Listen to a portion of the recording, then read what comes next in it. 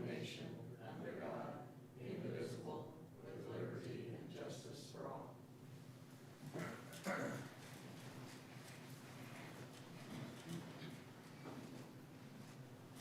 Okay, hopefully all of you have had a chance to review the consent agenda. I would like to make one minor little change.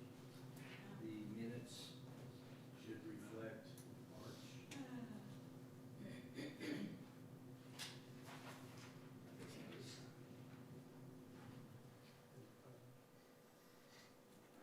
Yep. And financial also.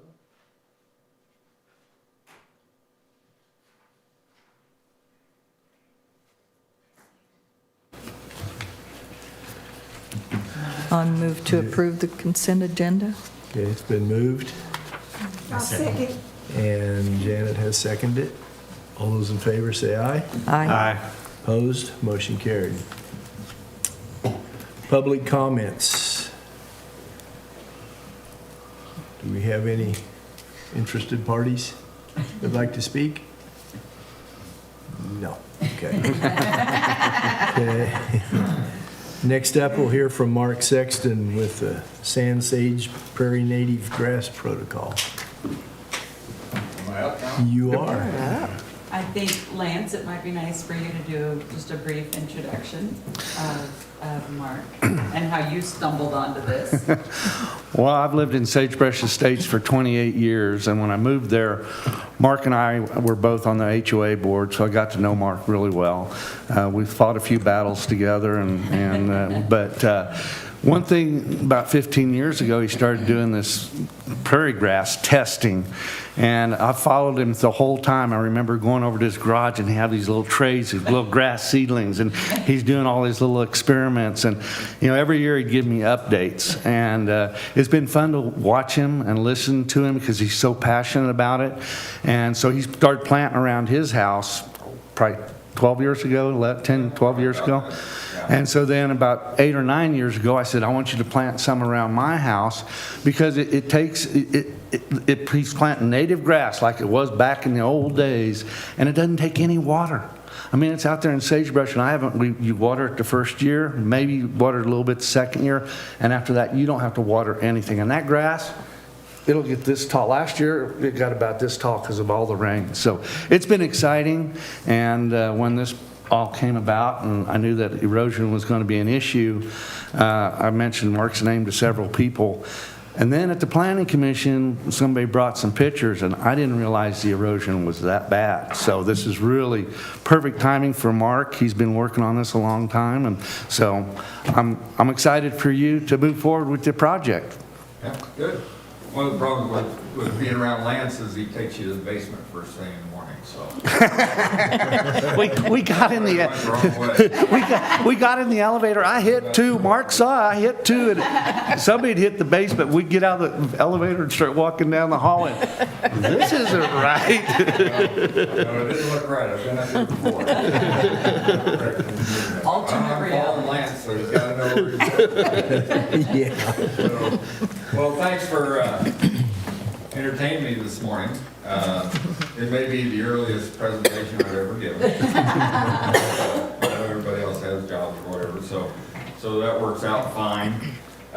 Usually I'm giving these kind of presentations to Kansas Livestock Association, conservation groups, trying to talk the NRCS into doing something different than what they're recommending, which has caused a lot of problems. I've got at least one picture that shows you one of them. So to introduce myself a little bit more, I'm more than just Kathy's husband. I'm pretty proud of her, so that's okay. I got degrees from Fort Hays, bachelor's and master's degree. Both of them are in zoology and biology. In the case of this, a lot of it was range management, range plants, native plants, as well as all the wildlife things, because I had a profession with the wildlife and parks as a wildlife biologist, and then later as a regional supervisor. And so I worked for them for about 31 years. And my association with the Sandhills started off right away, out here on the Buffalo Refuge, working on the Cimarron National Grasslands, I had other sandy land properties that I managed, Pratt Sand Hills, Texas Lake, back farther east. And one of the things I came to realize almost right away is that the Sand Sage Prairie is a whole different animal than if you go to the sandy prairies, basically east of Dodge City. So Sand Sage Prairie, you can probably put the first slide up. I don't have any control here, so. You do though. All you have to do is say the word. It is what it is, yeah. The Sand Sage Prairie, just to give you a bottom up. Now, usually my presentation, I'm going into details because it's talking to people that are going to actually be doing the planting and are actually trying to either improve their prairie or putting cropland back. And so that's where most of it's going. I'm not going to go into that. I think all of you probably got a copy of my protocol. And if you really want to get into detail, I've got some that's 41 pages long that talks about the whole evolutionary aspect of how I came up with the protocol that you have in front of you. Okay? And this continues to change. It's a dynamic thing. In fact, when this all came up, I went back and made sure that I agreed with what I put in here to start with, and then it seems like I'm always learning a little bit more to try to make it work. To talk about a little bit about Sand Sage Prairie, Kansas has, and this is all west of Dodge City is what we're talking about. The stuff east of that gets more rainfall, whatever the case may be, it's more forgiving. It's easier to stabilize, to get things going in there. If you get west of Dodge City, then we get into what we call the Sand Sage Prairie. There's 1,300,000 acres of it in Kansas, but yet it's not really had much research or people looking at it as far as the native prairie goes. 1 million acres of it was put under center pivots and is in irrigation. There's quite a bit now that's going back the other way, either on the margins where they were already running out of water, where it became too cost prohibitive to be, once those wells got down to 200 gallons, they just couldn't make a go of it. And then we had the implementing of the CREP program, which allowed people to sell their water rights, supposedly put it back to grass and have it stabilized, and then those water rights would be retired. And which is another thing the state's, of course, very interested in, is trying to get the water used more to a sustainable yield. I don't know that we'll ever get there, but there's always a push at the state level to try to get it to there, get it as close as they can, so we can get a sustainable yield. I don't know that we'll ever get that. So there's 1 million acres that's under center pivot irrigation. It's going back. You're talking about projects that are going to basically change the use of water, maybe save water, whatever the case may be. I'm not even going to go into that. I'm going to go talk about how we put it back to grass. For the most part, as it goes back, then when people bring up a concern about blowouts and losing the ground once you've taken off the agricultural production, it's a very real fear. In fact, one of the reasons I've been so interested in coming up with a protocol that works, that at the end you have grass cover, is that our property, this picture is actually right by Parallel Road, that road on the right side, and they were trying to stabilize it. They took that four-wheel drive up there they're trying to knock it down, and it was taking over the road. This property is just west of one of the properties that's proposed for it. It's like a mile to the west of what I think it says the alternate side of it, and then another 2 miles over is where it's proposed. So this is right in the neighborhood. Our property is just a mile to the west of this. And what we have is that he's moving sand hills, or basically continue to cover up our fence lines, covering up our native grass that's growing, because once those sand hills start moving, it's terrible to try to get them stopped. Okay? So my interest in this, after I retired from the department, so the last 15 years, is to look specifically into how we can use biology to get this, get it stabilized. So that's looking into the biology of the grass seed, the planting times, what it takes to get it up, what it takes to get it to survive, how to manage it after you got it. So those are all the things that I put based on my training and passion, as Lane said, Kathy calls it the other one. I'm just saying. So it did become a passion, and I have. When I started doing this, paradigms that I used to have all folded away. You know, I had all the, you know, I was president of the Range Society for a while. I was involved in agriculture. I was involved in everything, and things that everybody told me were the right way turned out to be not so. To give you a little example, when I started looking at this, I wanted to know how long it took each species of grass seed to germinate and become a seedling. I went to all the seed dealers, Sharp-Weather, Star, Broker, anyway, I went to all of them and I said, do you have a chart that tells me how long does it take a sand blue stem to germinate? If I put it in the ground, the conditions are perfect, how long does it take? You know, they didn't have an answer. I even talked to the guy at Sharp Brothers who plants. He said, I don't know, we just go out and plant it in a field and we go back in 3 weeks and see if we got a stand. So like Lance said, what I did is I took each individual seed and I started under grow light and heat lamps in my garage to just get an idea of how long it takes each one of those species to come up. It's already, most people knew that if you planted Cyclops Brahma, that it germinates very quickly. But then what about sand blue stem or giant sandreed or all these others? So I was able to get a baseline of what it took for each species. And it helped me develop this protocol that you're looking at now. The other one was temperature. You know, I was always told 60 degrees was when it would germinate. If you got it 60 degrees, you had moisture and it got 60 degrees at the seed bed, that seed would germinate. Well, what I found out is that I got it to 60 degrees and nothing happened. But I pulled that seed bed, the seed bed I'm putting the seed in is about this deep. So you're just taking a meat thermometer and sticking it down there and seeing what it is. Once I pulled it to 70 degrees, they literally jumped out of the ground. So I think they were thinking corn, which corn is like 60 degrees, but it's not, it's warm season grass. So most of them are, so those are the paradigms and the established things that everybody had in their mind that are not right.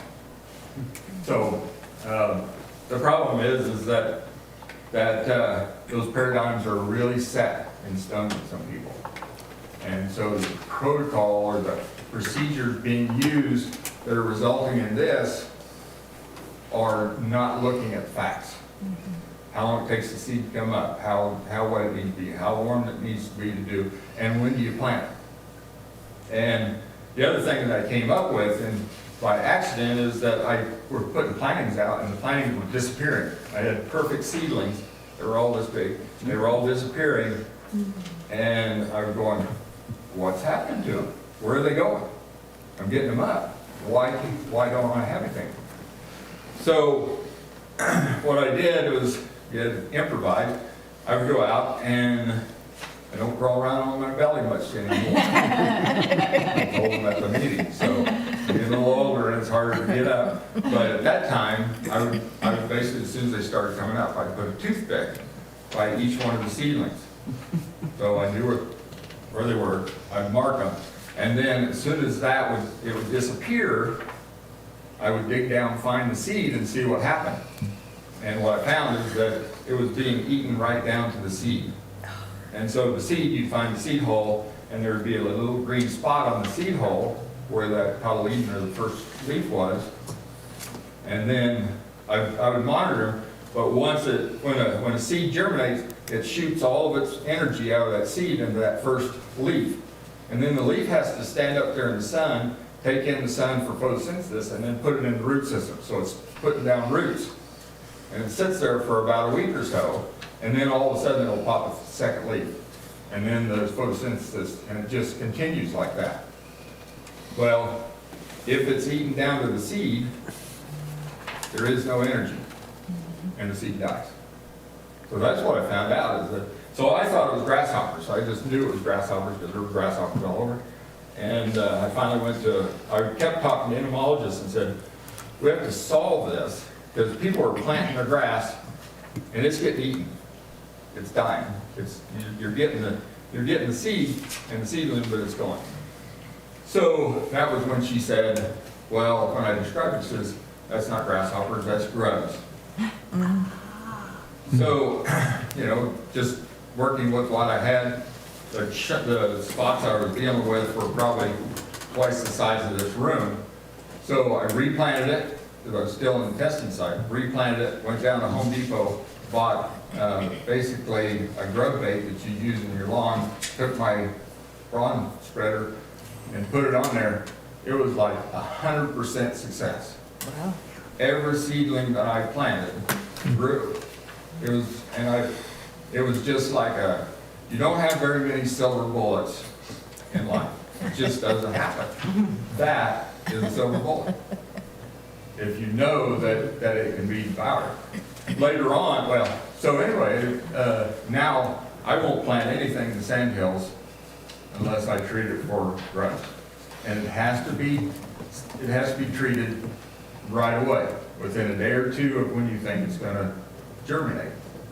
Like I have grass planted right now, the air temperatures are only in the 60s, maybe in the low 70s, getting down to 30.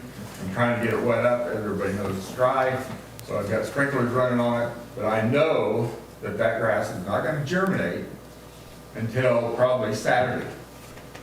So I'm watering it up. I'm hoping for the rain tonight, and then I'll spray it Saturday.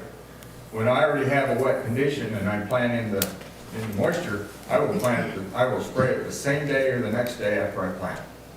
Because what I found out is that certain species germinate within 2 days, and they will be out of the ground in 3. And the grub is sitting there waiting to chomp. Okay?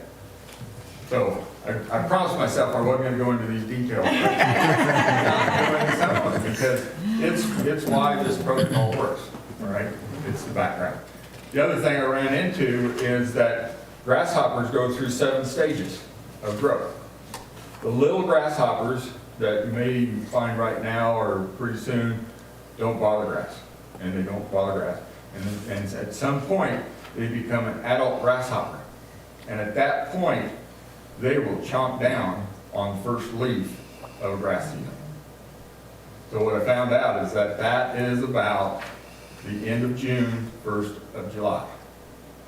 So unless I'm willing to take on grasshoppers, which is a major thing, then I don't plant after the middle of June. I have planted clear to September 1 with great success when those rare years when we don't have grasshoppers. That's a rarity. And they do a little bit different. They eat just to the ground surface. So when you go out there, the grass, when I watched them do that, I was on my belly again. And watching them, and a big old adult grasshopper landed right in the seed row right in front of me, and I had all these nice single leaf deals, very healthy grass going. And that guy, I'm not going to use that language, walked down the road right in front of me and chomped down right down the road. Just ate those right to the ground level. So I marked those and watched them thinking, okay, there's a little green on top, but it wasn't enough to keep the plant alive. They all died. So anyway, I'll only go into each one of those things to give you a grasp on when you're trying to get grass started. It's easier to get grass started in better soils. I basically, when I talk to NRCS, trying to get them to change their specs, which is an uphill battle. I lost my chain of thought there, but I'm going to go on because I lost my chain of thought there. So the main thing is that you have to deal with what the plant is, what you're dealing with, to get it to going. I know what my chain line, I'm back. I'm 71 now, so. So, the thing about on harder soils, like the CRP program was a successful program. And if you go out there, you look at these fields and they're all solid grass and everything. But if they burn it off or they mow it off, what you find out is that there's a plant here, and there's a plant there, there's a plant over here, and then they've gotten big, and the litter basically looks like it's a solid stand of grass. I contend that they lost a lot of grass when they planted them, that under the same circumstance. There's basically grubs and grasshoppers everywhere, so they actually had a poor stand. When I do a grass planting out in the sandhills, under this protocol, I get disappointed if every Prairie Life seed that I plant and pay for doesn't come up and become a plant. That's the goal. Doesn't always happen because there's other things that come into effect, but that's what I try to do. When you plant the CRP or whatever, and you put a huge amount of grass seed out there, you can lose a bunch. And in hard land, it's easier because it's holding moisture where you need it and all that. So anyway, we should be striving to have every seed come up, every seed survive and become a grass plant. We should have the same goal as a farmer does when he plants corn or milo or any other crop. We need to be planting our grass seed like a crop, using biology of the soil, everything involved. So I'm going to quit talking about why it works. I just want you to have a grasp that the evolution of this protocol came from sound biological information. And so I think any part of the sandhills can be stabilized. Stabilizing can happen a lot easier if you have water to start with.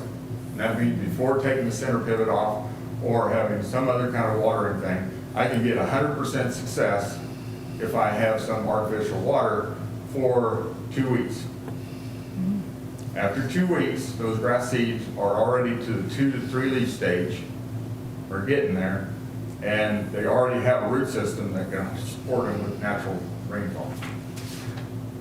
It helps a lot also to keep that irrigation in there for the rest of the growing season in case we really get into a drought or hot time in July and August, maybe even September.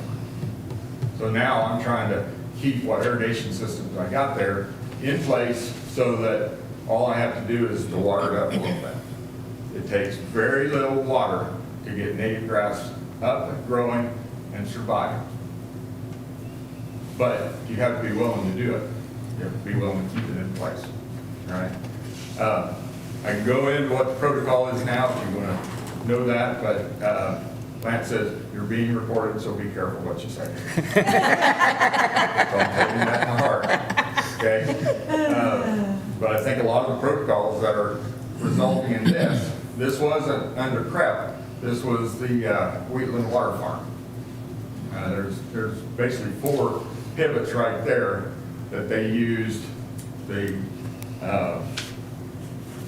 technique that most people are using out there because it's tied to the NRCS specs. And by and large, that's what's happening, okay? So now I'm just going to give you some examples of what the protocol is all about. This is kind of my way of doing things, where I was putting it into more of a production thing. I think one of the neighbors out there said, well, I'm managing my whole pasture, not your postage stamp prairie out there. But all I have to work with is basically 3/4 inch hydrants off of basically stop well, all right? So you're limited in water. If I had more water, I could be putting a lot more in. But I don't have that. So I had to devise a system to where I could run like a single sprinkler at any one time, and then the timer would allow that to go to the next one. So battery operated timers, all I needed was pressurized water. So we put on our ranch out there, we put in underground water system. So I have pressurized water all through there. So all I have to do is tie to the hydrant or actually go in and hooked to my airly valves and put these in, and I'm up to where I have enough systems now that I can do 9 acres a year. Doesn't sound like much when you got 1,200 acres, but that's 900 acres is gonna be pretty prime grassland. And we're already seeing it when we graze cattle and stuff. I mean, that's where the cattle like, because we have just really good grass there. The other places, brush and thistles is good early in the spring, but pretty soon they don't touch it either, okay? So anyway, that's just an example of what my system is. It has the single sprinklers that go out about 60, 80 feet diameter. It has these little sprinklers that stick down in the ground. And I use the protocol basically to plant them and to get them to survive. Once they're established after the first 3 weeks, I'm off to the next planting. So I'll do one planting, like right now I've got it in the ground and I'm just putting sprinklers on it. I know it's not gonna germinate because it's too cold right now, but we're talking about 80 degree temperatures after Saturday. That, if my seed are wetted up, will probably trigger it. So then Saturday is when I'll spray it too. Right now, anyway, I won't go into that. I have trouble, I go, I want to share that. I want to share this because it just, you know, I've just walked across my prairie. If we could look at the landslides we had at the other meeting, you can see all of you know, I mean, in Rome, they had to lay the first rock. So that's what I'm telling you. But it can work on a full center pivot situation. And I'll not go into that either. So she's pushing my slides pretty fast. So these are just pictures to show you what's possible. All right. This was grass that was planted in May, and 4 months later, that's the grass that's there. It was watered to start it, and with enough moisture to basically just keep it going, all right? So if I needed to, the sprinkler is still sitting there, and in August or whatever, I could water it again. You can do that with a center pivot, you know, once you got it started. It was sprayed for grubs right after it was planted, and anyway, so go to the next one. That's 4 month old. Okay, so what's on the right, you can see one of my hoses going out there to the water system. I'm not watering all summer. I don't have to, because that native grass has got its roots down there, and it's using moisture out of the deeper profile, okay? So that on the left is the 1 year, or it's just growing, it's like 4 month old. The stuff on the right is last year's, so that's 2 years. And we'll protect it from grazing for 2 years, and then that will go into production. It'll be basically just opened up, and it's all just electric fences. And we'll just move the electric fences over, and then we'll start grazing it. We use a grazing system to maintain it. We're grazing it off like 50 to, I actually like to graze it off pretty solidly. If I have the moisture, I really want to just take it down. But it has, what? If you graze it for 4 or 5 days, if you got enough cattle, then you're resting it for 350, 360 days. So it's got a lot of rest. We will actually come back when we go through. There's several landowners that all operate together. So we've got 9,000 acres that we move these large herds of cattle through. And we just move from area to area. Most of these are like a 200 acre under electric fence. So once we take it, then it becomes part of the grazing. And grazing is really important for grasslands because it's designed to be cropped off. So the grazing is good as long as you don't graze it into the ground and kill it. And if you ever kill it, then you're back to doing this because it doesn't come back on its own. All right? So anyway, go to the next one. So here is some that we've grazed. It's like 15 years old, maybe not that long, 12 years old. Has a really nice set of annual forbs in there. You can see sagebrush in there. You can see yuccas and the grass planting. and it's just what I consider just fantastic. And I've been in a lot of Smoky Hill grass, I've even been in Flint Hills grass, and the grass that can be grown in the sand hills can compete. We don't have 30 inches of rain, so if it goes dry, you have to act accordingly. But it is durable, cattle perform extremely well on it, it's all native grass with forbs and all that in there. So that's what I'm after right there. And it could be postage stamps to go with, but at 9 acres a year, my partner was on horses because we were moving our cattle from pasture to pasture. He said, geez, I was riding for like 10 minutes and didn't get off any of your grass. So, I mean, I'm just, that's a brag. I'm sorry. Allowed. Okay, so go to the next one, remember what we had. Okay, so now I'm gonna go into something a little more wild for you.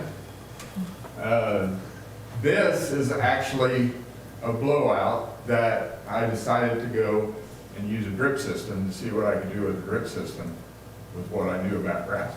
And so I put out a drip system across this blowout and went and that sand blue stem, and if you take a shovel and you dig just a shovel size out of there so you don't kill a plant, you just take a big shovel scoop out, you can get about 12 to 15 plants out of a shovel load.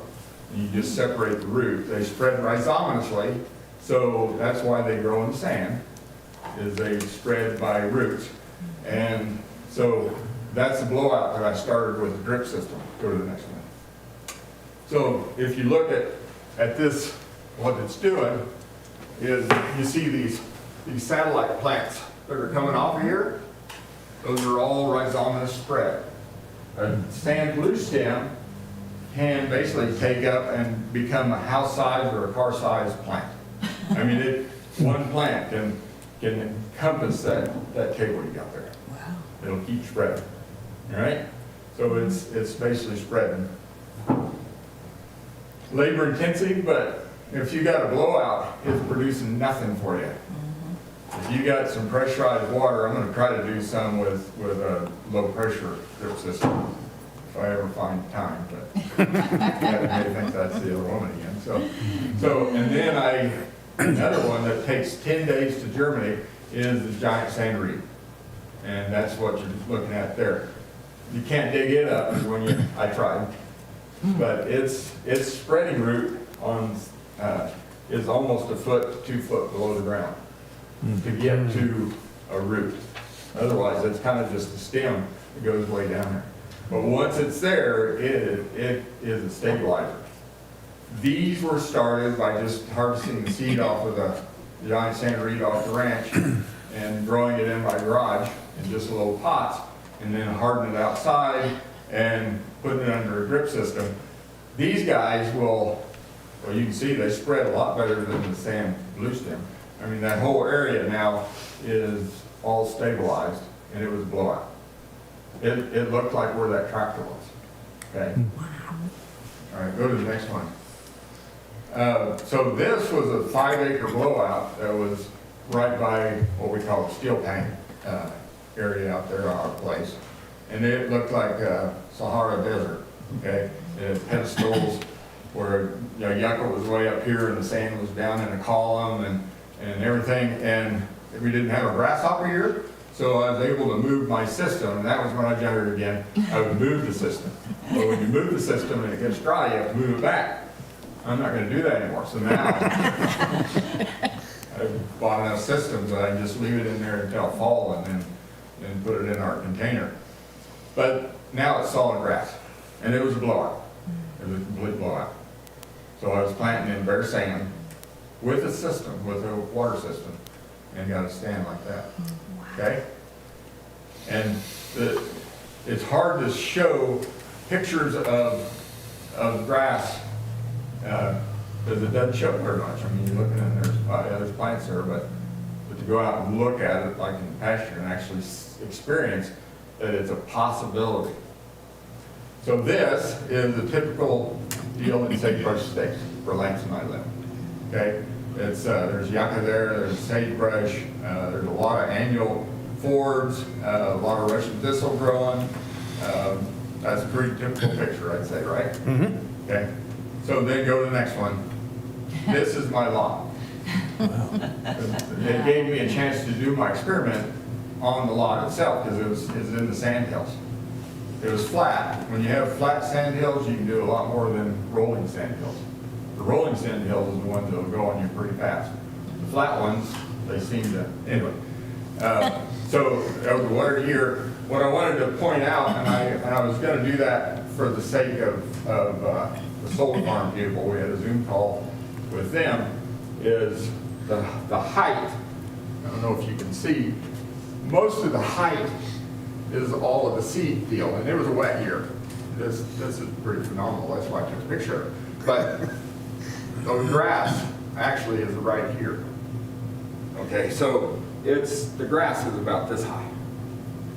So you don't need, they're all rhizomatous or they're all vegetative spreaders. So the seed is just an extra bonus. And it takes mowing.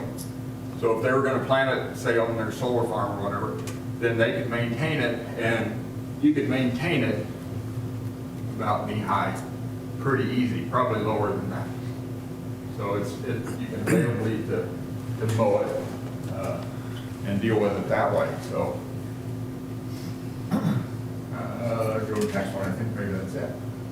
Okay, so then you mow it, and I mow it because it's a housing development. My house is right behind those trees, so I don't want that tall grass to go in the spring, the fire danger and all that stuff.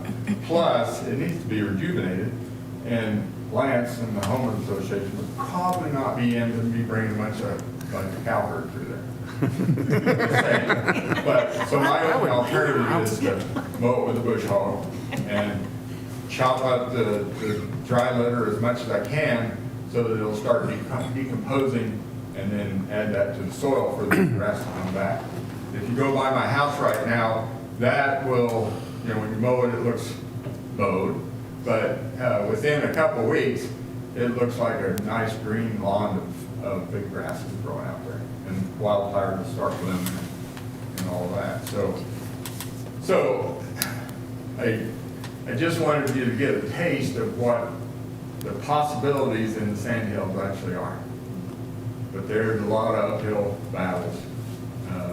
Whoever's doing it, whether you're an agriculturalist that has to get your land back to something that you can make a living on by grazing it, or when it turns into sand, I know several properties out there have just turned right back. They already had FSA loans on or whatever, and they've been turned over to the government.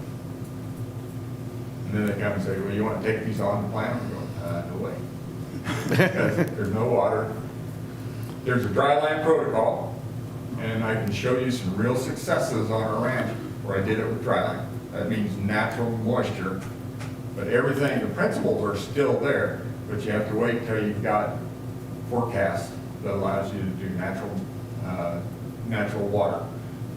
You can plant into the wet sand, and if you get a nice rain on it, and like you say, I'm hoping all those grass seeds are up within 7 days. I don't put giant sandreed in there, which is 10 days. That's a deal. I'm getting sprayed, but if the forecast gives me at least a week of periodic rains after that, then I know that's enough to keep the grass going and get it out of the ground. And I have had tremendous success. It looks as good as the irrigator. But the chances of having that, and if you get into the blow situation, a lot of times the blow areas have places where there's annual weeds. You can deal with that. Tell a farmer that the best cover crop to use is not big old cane and stuff, it's Russian thistle. Russian thistle is a tremendous cover crop as well as a nurse crop for native grass. It will just grow right in there with Russian thistle seedlings. And until that Russian thistle starts taking moisture that I think needs the grass, I leave it. And I mow it off, and I'm hoping the Russian thistle stays alive, barely. So it has roots and it has a stem there, and it will continue to protect that seedling until the seedling is established. but tell somebody in agriculture is their friend. It all has, like I say, all of this has to do with natural biology and succession of plants. I'm probably taking way too long. No. Starting to look around. But Russian thistle or your annual weeds and stuff, or is basically your natural primary succession plant. And that's what the Russian thistle or any other annuals out there are doing for you. And there's a thing called liquid carbon that is becoming real big in agriculture, especially dry land, that, oh, sorry. Basically, they're trying to keep something green growing in their crop field all the time. And then they basically come in and plant inside that. And what that does is the root systems are creating what they call liquid carbon, which is then there for the crop that you want to grow. And it's become a real deal with agriculture. Kearney County has a deal every year, and that's almost the primary subject that they talk about is green manure, which is basically just growing a green crop out there. So if you look at early on when I started planting, I used herbicide to kill that out. I thought, man, I gotta get rid of that Russian thistle and all those weeds. I want it just to be bare ground so my grass seedlings has everything for it. Well, then if it turned dry and I didn't have a water system, I lost it. The thing blew away on me. But by having those weeds and then mowing them down to where you still had the live weed but not taking moisture, that was like everything I wanted. So now I look at what I got and act accordingly. And I could do more than 9 acres a year if I had more water, but I don't. It's just not there. But a farmer that's taking his center pivot with 200, even if he's down to 200 gallons, he has it, but you have to keep it wet enough time. So then you have to talk the farmer into just doing an eighth or a quarter of his field. Just swipe it back and forth. You know, put a stop on there and just keep swiping it for a 2 weeks period to keep that seed bed wet. The other thing I gotta go into is the soil of farm sand, where it's been mechanically altered and has both fertilizer, pesticides, has all of these things. There is a tremendous difference between native prairie that have actually a sand soil, and if you go out into a crop field, then that sand is, there's not much there. It's like moving sand. When I worked with farmers on it, I've had them put an inch of water on with center pivot and went out right after they put an inch of water. Inch of water should be saturated, and you can kick dry sand. And that water is, the pulverized sand is creating some barrier, and then the water disappears. It's not sitting on top. It'll find somewhere and it'll go down. You dig down here, and it's wet. So the water hit, and then it finds somewhere, and then it goes down, and then it wets underneath. I've seen it time and time again, and it's because the sand soil has been somewhat destroyed by the agricultural process that's occurred for, well, this all happened back in the 60s, so a lot of people are not trying to go with mechanical anymore. They're, anyway, I digress. But there's so much that I can keep you for an hour or two. I probably used up my time, and I answer questions. I put my information at the top of the page because I mean for people, I've challenged the people that are in charge of the protocols we're using now that aren't working. I've challenged them to come and say this is wrong, but they have to prove to me why and why theirs is better. And I have 10,000 acres of blowing sand around me down there. I can tell you it's not working. So I can share a couple of exciting things related to some of the frustrations that Mark has run into. Number one, he hadn't been successful in 15 years of being on his belly looking at grubs. He hadn't been successful in getting a true university research project to take hold. And after sharing Mark's information with our friends at K-State, who we've been working with on a lot of this, they said, oh, yeah, actually, we wrote a grant using this protocol, this guy's protocol. So, and they were successful. So there is now a grant in place where they're going to be able to test all of his experience here on a larger scale. To really get a good feel, hopefully without dragging hoses, and it'll probably save them a lot of time because of all the work that Mark has already done on that.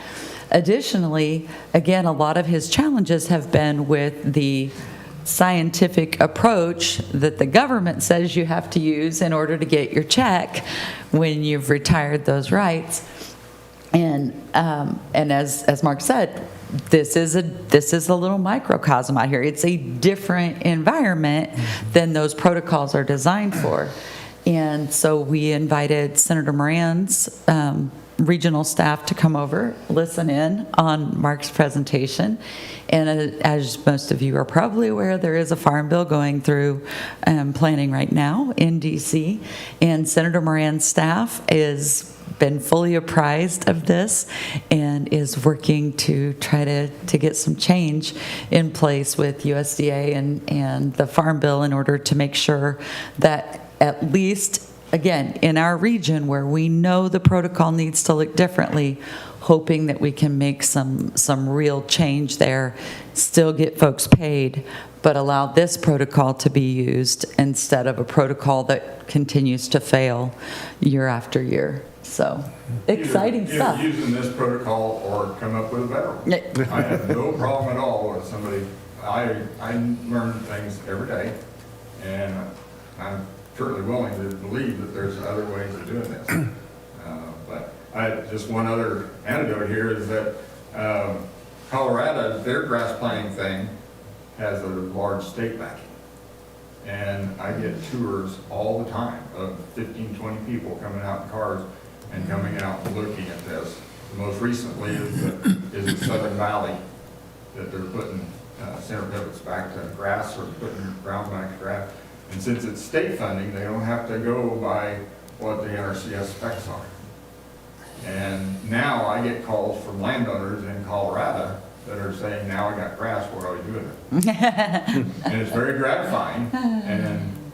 And I it's not that I haven't taken a lot of the movers and shakers in Kansas, but quite frankly, the Sand-Safe Prairie is not sexy to them.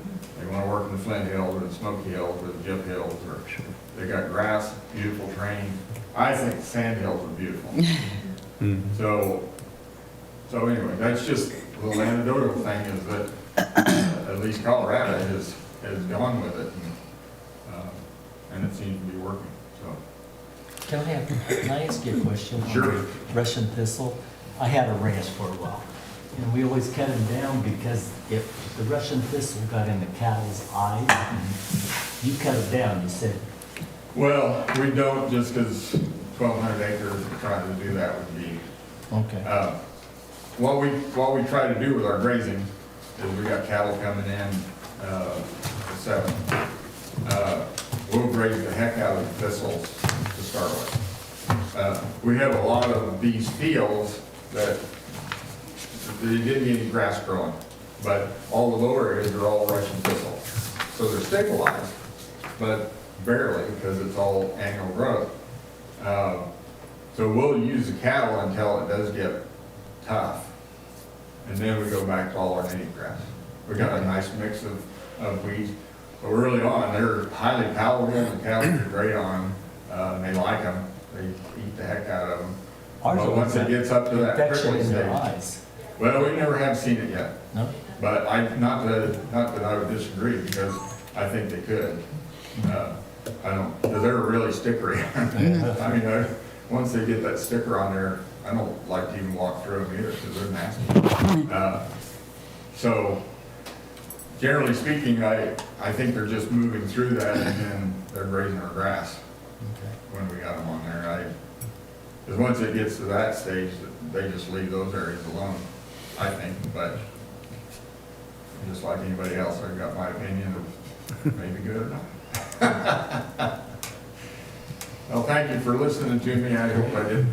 Thank you so much. You did a good Mark, job. the technical thing, or, yeah, any questions? I'm open to any questions you got. That's just remarkable, and it's really cool to see what one person can do, the effect that Yeah. you can have. Well, I appreciate that, because I mean, it's a passion. I mean, that's what I went to college for, and then to put that to work on your own property, you know, it's really gratifying to go out and drive and just see really good. OC, here we go. Sorry. A lot of you probably know of O.C. Hicks. When I was a young biologist out of the Buffalo Refuge, he was kind of the economic person of Garden City. Okay. Somebody would come to town and he would bring a carload out of tourists. And he'd bring them out to the refuge to see the buffalo and talk about it. And he used to tell me stories about how the sandhills have changed. And what he talked about is that when he was a really young guy, they were still bringing cattle in, and this was all open range south. There was no center pivots, and they would put the cattle out there and fatten up. And they would take the young kids, and they'd go out on horses to basically ride the cattle, and he was one of the riders. And he said it was solid grass. There was some sagebrush, but there wasn't much. There wasn't Russian thistle, there wasn't the components that we have out there now. And I was going, okay. So I always kept that in the back of my mind, that here's somebody that has history of the sandhill. And then as I drove around, as a biologist or whatever, I would see these patches of native grass. There's some down on 83 highway, right on the highway, there were native grass that weren't grazed out. You know, our continuous grazing is what caused it to go this way. You know, that was just accepted. You put cattle on there in the spring, and then you took them off in the fall. Well, they had the ability to just graze that grass right into the ground, and you could do that. You could change everything around. Well, it did throughout the countryside. And then, of course, we went to center pivots, and, you know, that was the big deal, because that was highly productive and using water. But I kept seeing that. I was going, why is there really nice grass there? That's as good a grass as I've seen anywhere in the state on these pieces of property, odd areas and stuff. And then the other thing, as a biologist, I was going, look at the amount of biomass that these hills are creating. The sagebrush, the annual weeds, the forbs, the yuccas, huge amounts of biomass that these these soils can generate, because they can, you know. Why can't we take that biomass and manipulate it and get it back to a grassland? And that's been my philosophy for a long time. Why can't we do that? There's not, the universities aren't looking at it, they're starting to. Fort Hays, one of the new professors up there, tried to go for some grants to start taking this and then get it into publications, which would allow the feds maybe to use that under publications to basically change or alter their guidelines. So that's a good step in the right direction. But what I'm saying is that these sandhills can be highly productive for grass and grazing and whatever aesthetics, the whole works. And as we move away from agriculture, because where we're at on the ranch, we're on the edge of the Ogallala. So those wells are going down. You have a lot of donut circles. If you don't know what that is, a donut circle is when their wells have gone down, they can't irrigate the whole circle, so they start abandoning donuts. They'll shut off the end towers or whatever and start basically pulling back. And then it seems like when they're down to about 200 gallons, then they're just kind of out of luck as far as that goes. And then they start looking, they don't have a program like PrEP or something to fall back on. In some cases, I know circles that are just abandoned, because they can't afford to farm them with that. They can't afford to keep the pivot or the well or whatever going, and then they just walk away. And I have some of another that going on. question for you. Yeah, go For ahead. instance, the Yes, we have a lot of other stuff to cover, so just be mindful. But Mark is wonderful about spending. He spent 3 hours with us. So, When was that? I missed it. in another discussion separately, but he is more than happy if you have like your own specific questions to get with you and do that. Mark, we are all nerds, and we would like to see your 40-some page report, so yeah. For sure. If you'd share that. It's old ideas, though, and that means I have to go back and know where I was wrong before.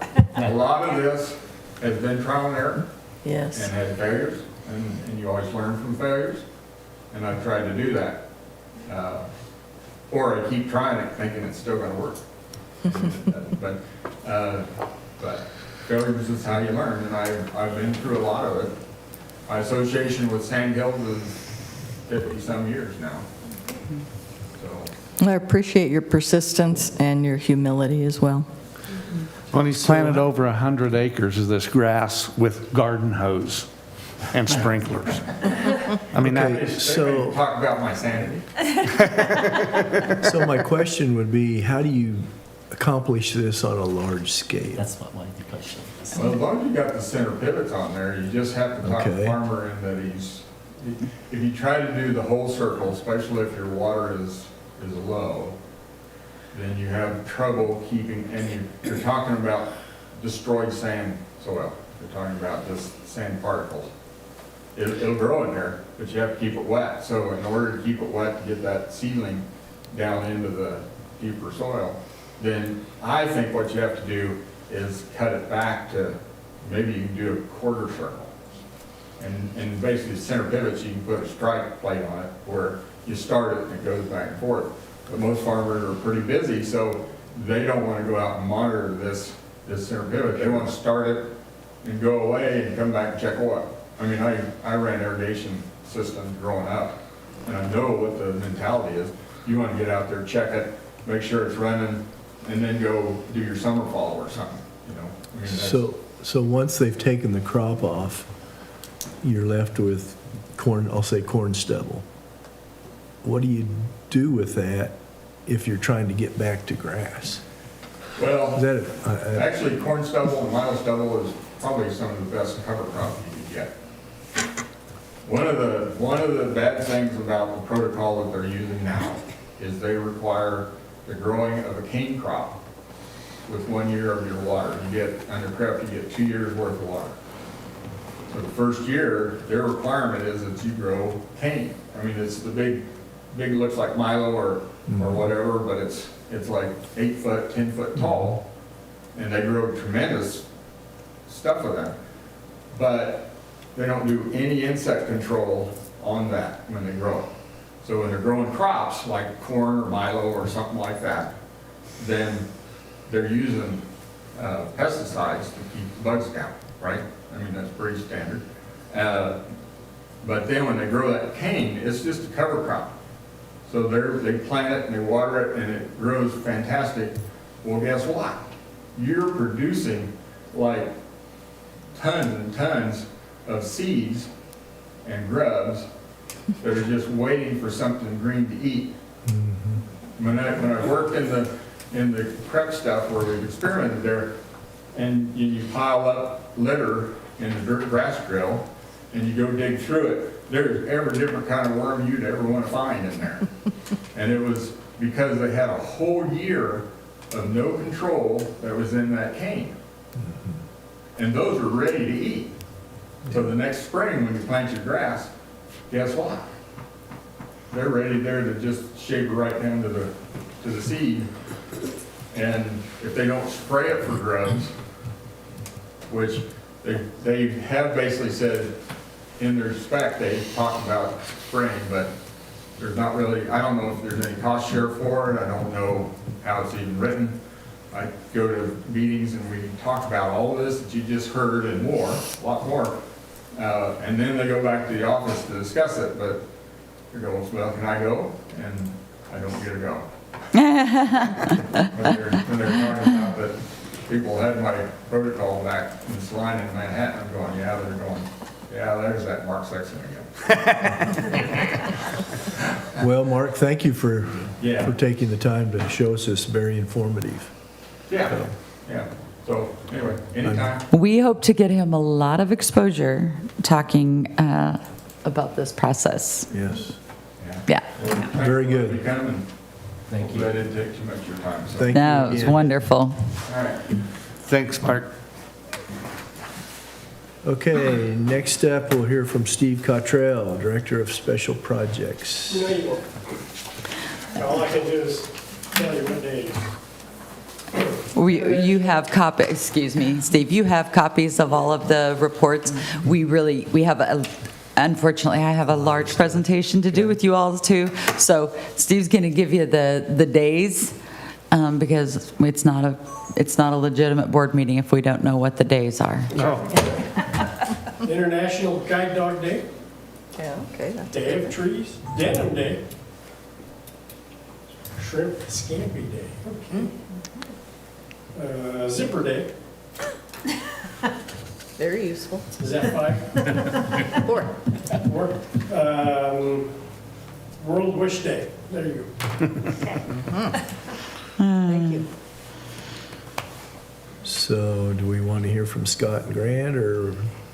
You have their reports. I will have Scott just briefly mention Okay. what his report now looks like. Very good. Good job, Scott.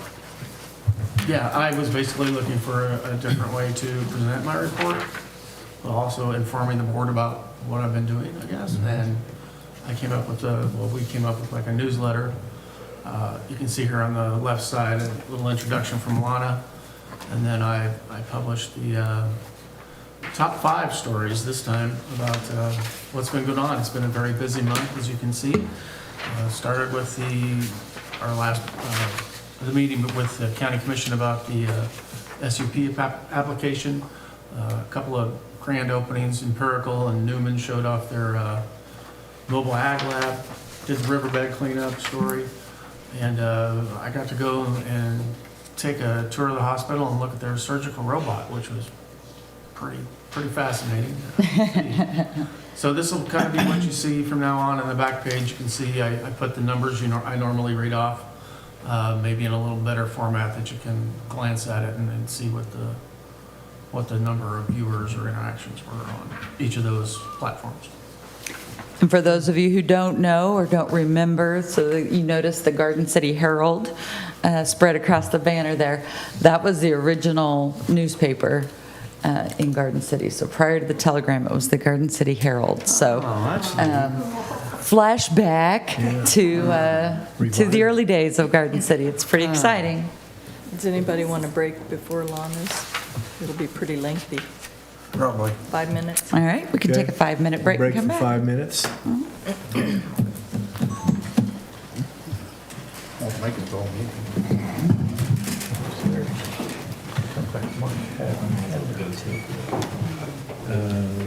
He's got a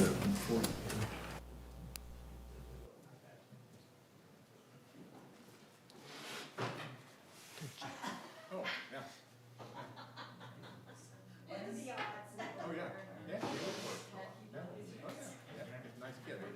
Not a kid anymore, though, is he? No. It's always interesting.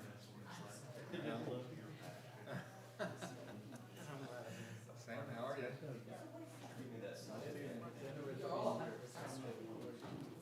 West of Dodge City. Because my great grandfather got the rifle at the age of 16, he was on the Catamount Trail. Ah, there you go. Yeah. And 50 years ago, and they told him, because he made him coming out of the panhandle, they said, keep him west, keep him east of Pearson. Keep him east of Pearson. And of course, later when he settled down, heard about this free grass out here, and he said, we never went there, because it was different. Yeah. And evidently that had some good years, but then he came out here and homesteaded there. Late 1800s.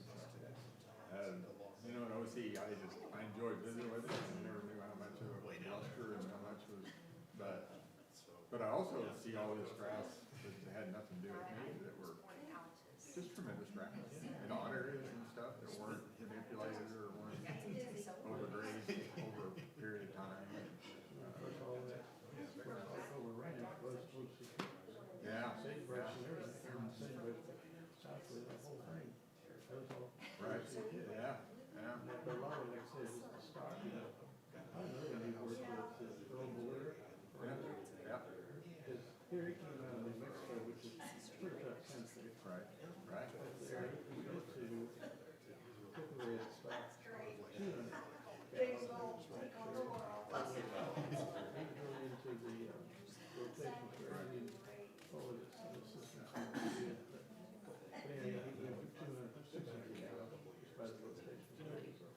when Savory came from Africa, it kind of disrupted.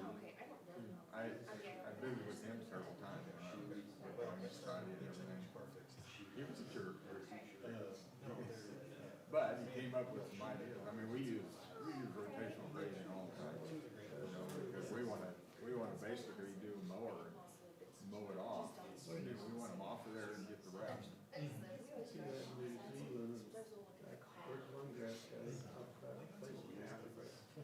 Where they just provide a guy a shade for water. You'd like this one? Yes, Really? Have you heard of the shock collars that they put on cows now? That guy keeps calling me and I don't know. What's that for? You don't have to. Right? Oh. Yeah. You just circle that. Is that what? You can program it where if you have down here, you have these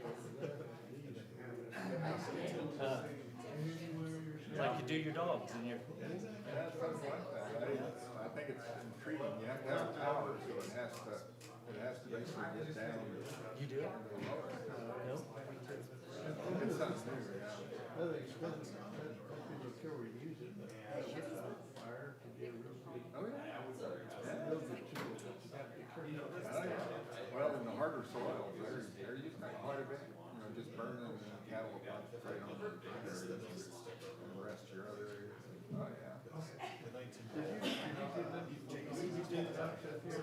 I thought you had some. No, I didn't get one either. I have three. Yeah, I probably back in the middle. No. Yeah, I thought they made some copies of it, so I saw what I thought was some copies. That's Thanks what for doing this. This is easier for me to just give to people, and it's a bullet list, and then it has explanations, and then I jump on my soapbox on the, you know, sort of soapbox, and I can find it. It's just, we gotta figure this out. We can't let what's happening down south take over. Place they've ever been. Oh, cool, okay. Okay, Lana? Yes, I will go back there in just a moment. Yes, thank you. All right, so just quickly, I want to take us back to the annual meeting, and hopefully you guys still remember what we talked about in January. If you remember at the very start of the Outlook portion of the annual meeting that I do every year, we revisited a couple of slides from a couple of years ago, the annual meeting, where I had included advancements in AI, artificial intelligence, as part of both our opportunities and our threats. And so Lance had really jumped on that since he's been on the board, that, yeah, gosh, we were talking about that way before it really got useful, if you will.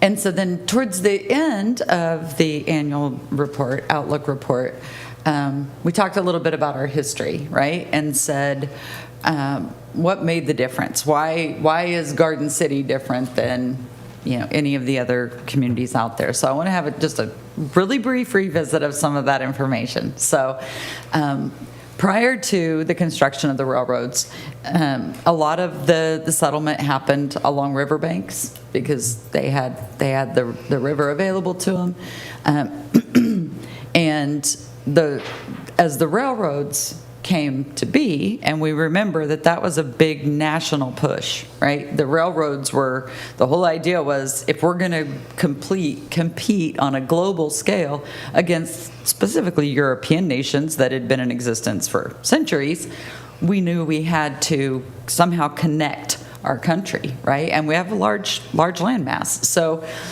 the railroads didn't just go to every single community. They picked ones that had the best chance of survival, right? And so then they didn't just serve those towns. They actually ended up creating the towns by where they chose to stop, if you will, for trade purposes, for visitation, just moving people, right? We looked at, if you guys remember, we looked at the interesting thing that Kansas is third of all the states in the union for ghost towns, only behind Texas and California. And that largely was due to communities started and then failed to either get a rail stop or other infrastructure that connected them. So there they were. And an interesting quote from some of the historical records: community survival was defined by connection to the global grid. And in that case, they were talking about the transportation grid, right? So for us, the Fulton brothers hired a promoter in 1879, and the whole idea of his work was to go out and persuade the Atchison, Topeka, Santa Fe to install a switch station and a rail stop in Garden City, right? And the railroad did agree. They started that on May 1st. They started the construction of that. So again, we didn't just wait to receive that. We made a choice to compete for it, and because we did, we were able to shape that decision, and that rail stop became a catalyst for settlement and growth. So who remembers who the promoter was that we hired? Buffalo Jones. Good job, Janet. It's louder into the microphone. It was Buffalo Jones. That's right. And so who remembers the name of the guy that stood up at the back of the room and said, I don't even want those yucky steel rails going through my farmland? Who was that guy? No idea. Okay, next question. Who was the one that stood up and said, I don't even think railroads are going to catch on. I think we should invest in more wagon trails. Really? You don't know that guy either. Right, because history tells the stories of the people who embraced change, of the people who were willing to take chances, who believed in their communities, and who encouraged others to believe with them and follow the facts where they take them. So I think that's an important stage for us to remember, that we've been through change before. And it's worked in our favor when we've been open to the opportunities.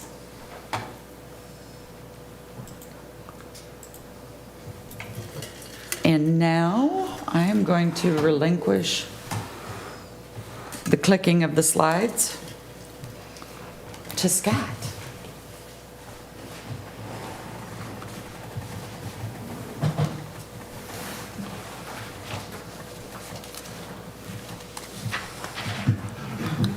All right, so first of all, I think it's really important to note that we are not speaking on behalf of projects. We're not speaking on behalf of specific technology.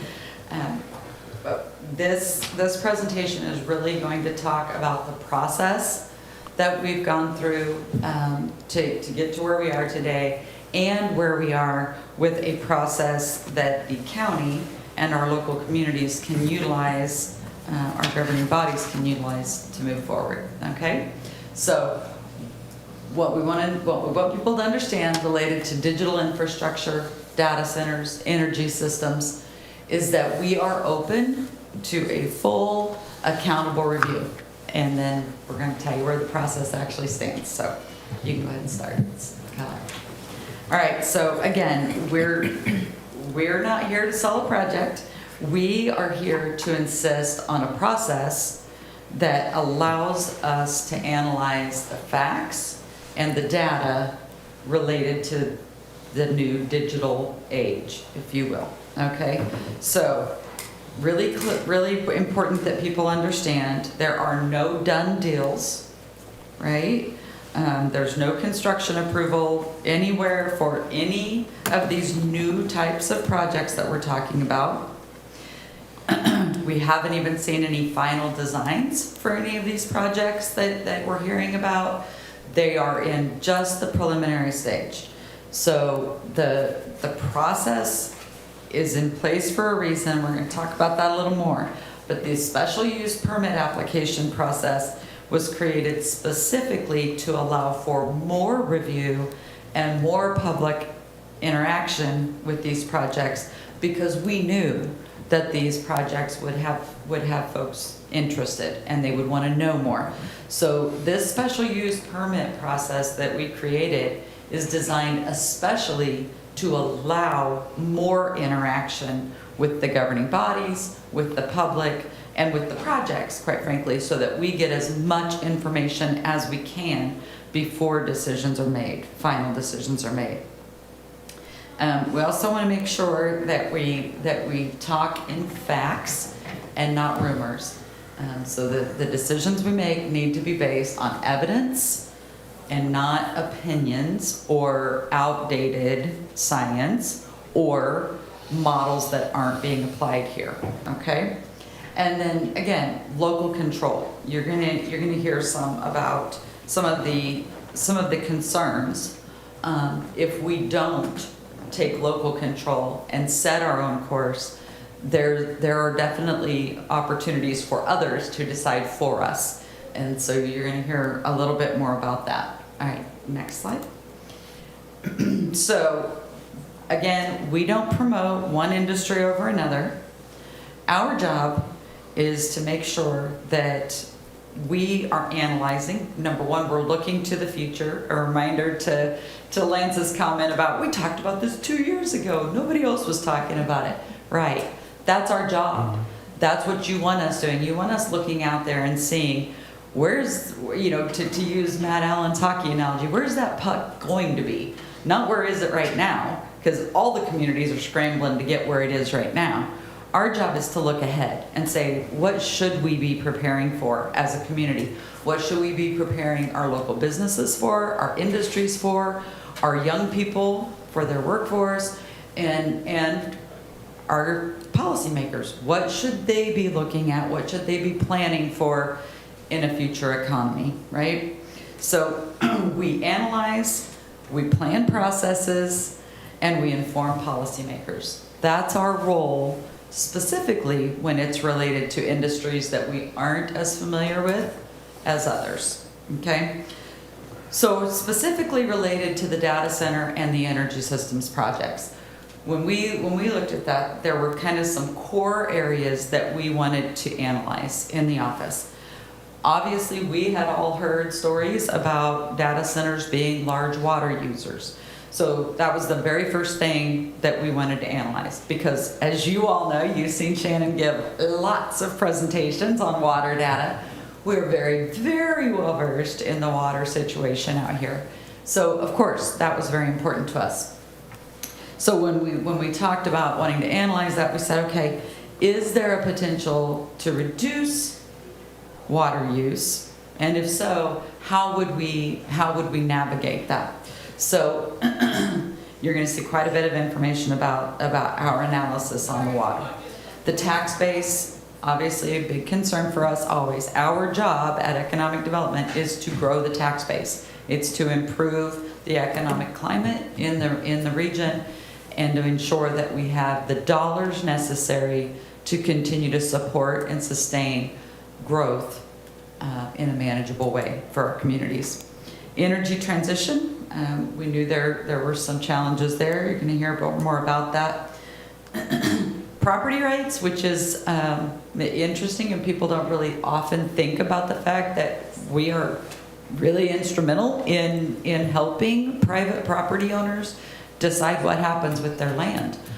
So for us, it's very important that those property rights are protected, but also recognizing that what one property owner chooses to do can impact a lot of other property owners. So it requires us, again, to analyze so that we can give those property owners the best information we can about the proposed use that they're looking at.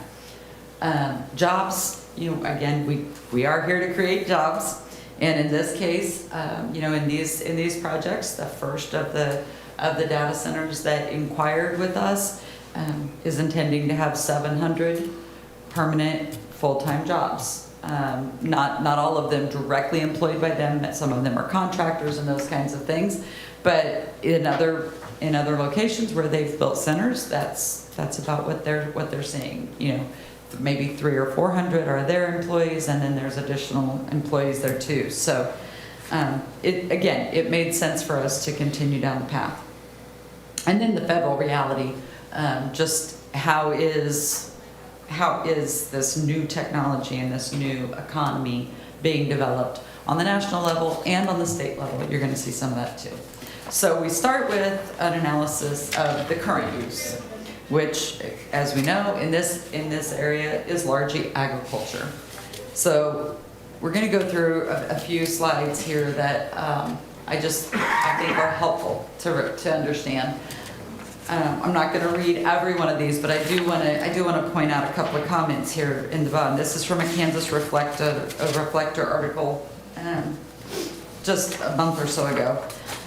The anxiety, the anxiousness, the angst is really weighing on producers. The most difficult that I've seen in my time as an elected official. It's a quote from Senator Moran.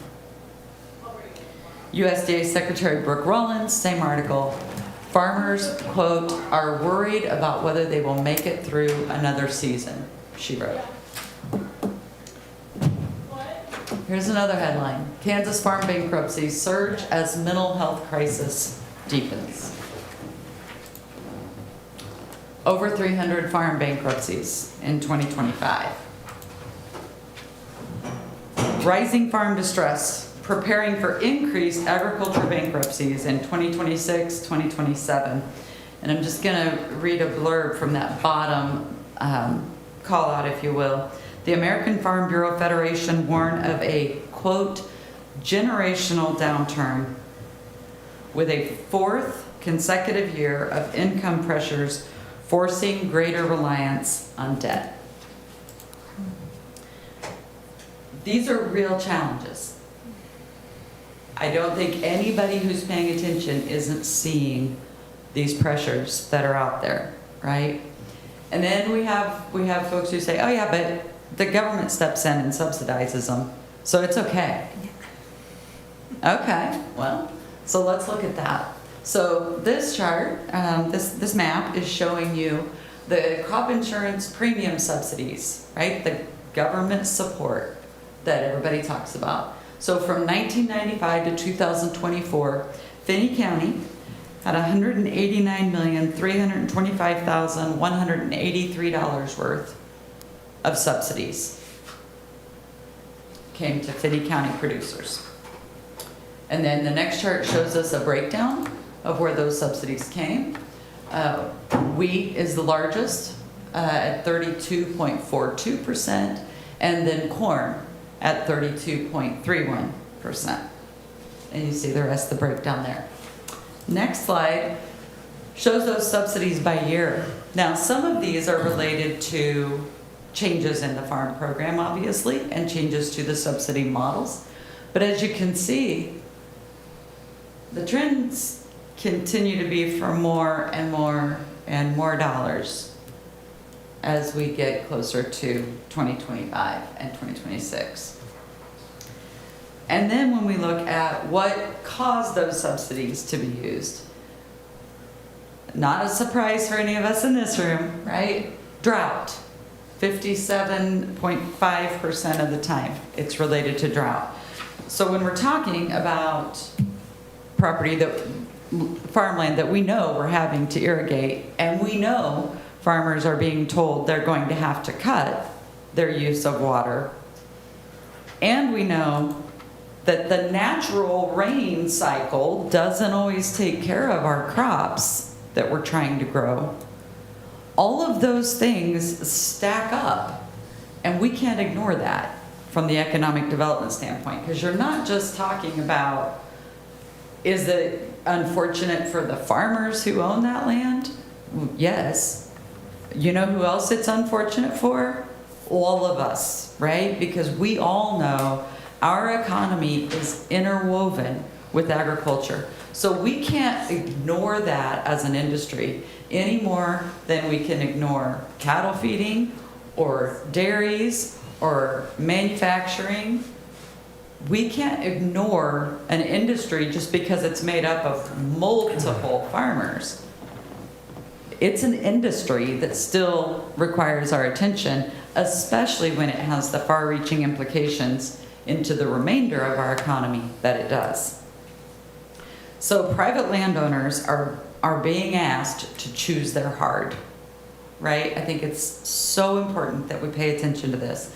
On one side, they have a heritage, right? They have a connection to that land, in some instances, generations of farming, their identity, their memories, and the sacrifice that's gone into creating their production agriculture.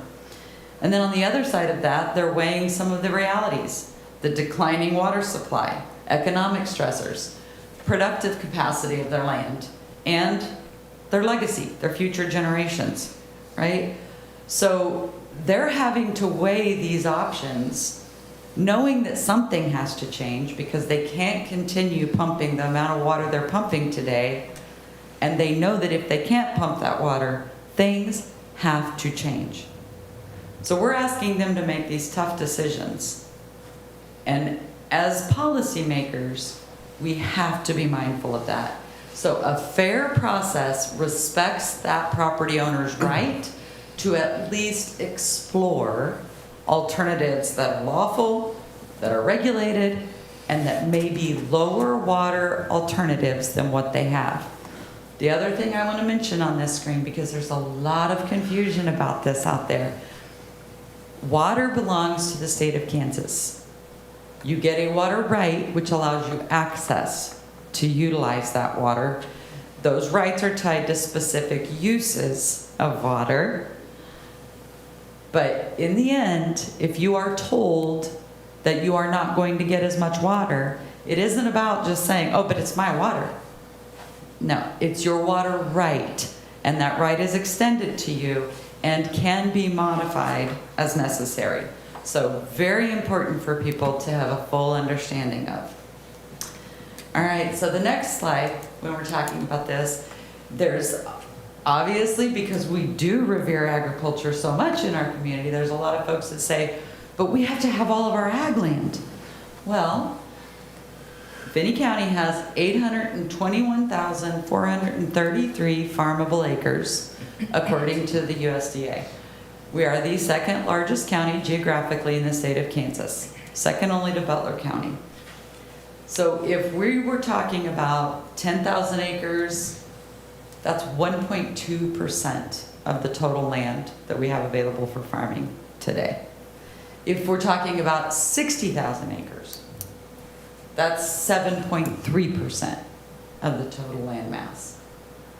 So for us, hearing these large numbers of acres, they do sound large, but when we put them into perspective, they don't look very large, right? So it isn't just about scaring ourselves when we talk about a large number. It's about understanding that there's more to this story than just the number of acres. We also have to think about the water, the economic value, and the long-term stewardship of those acres.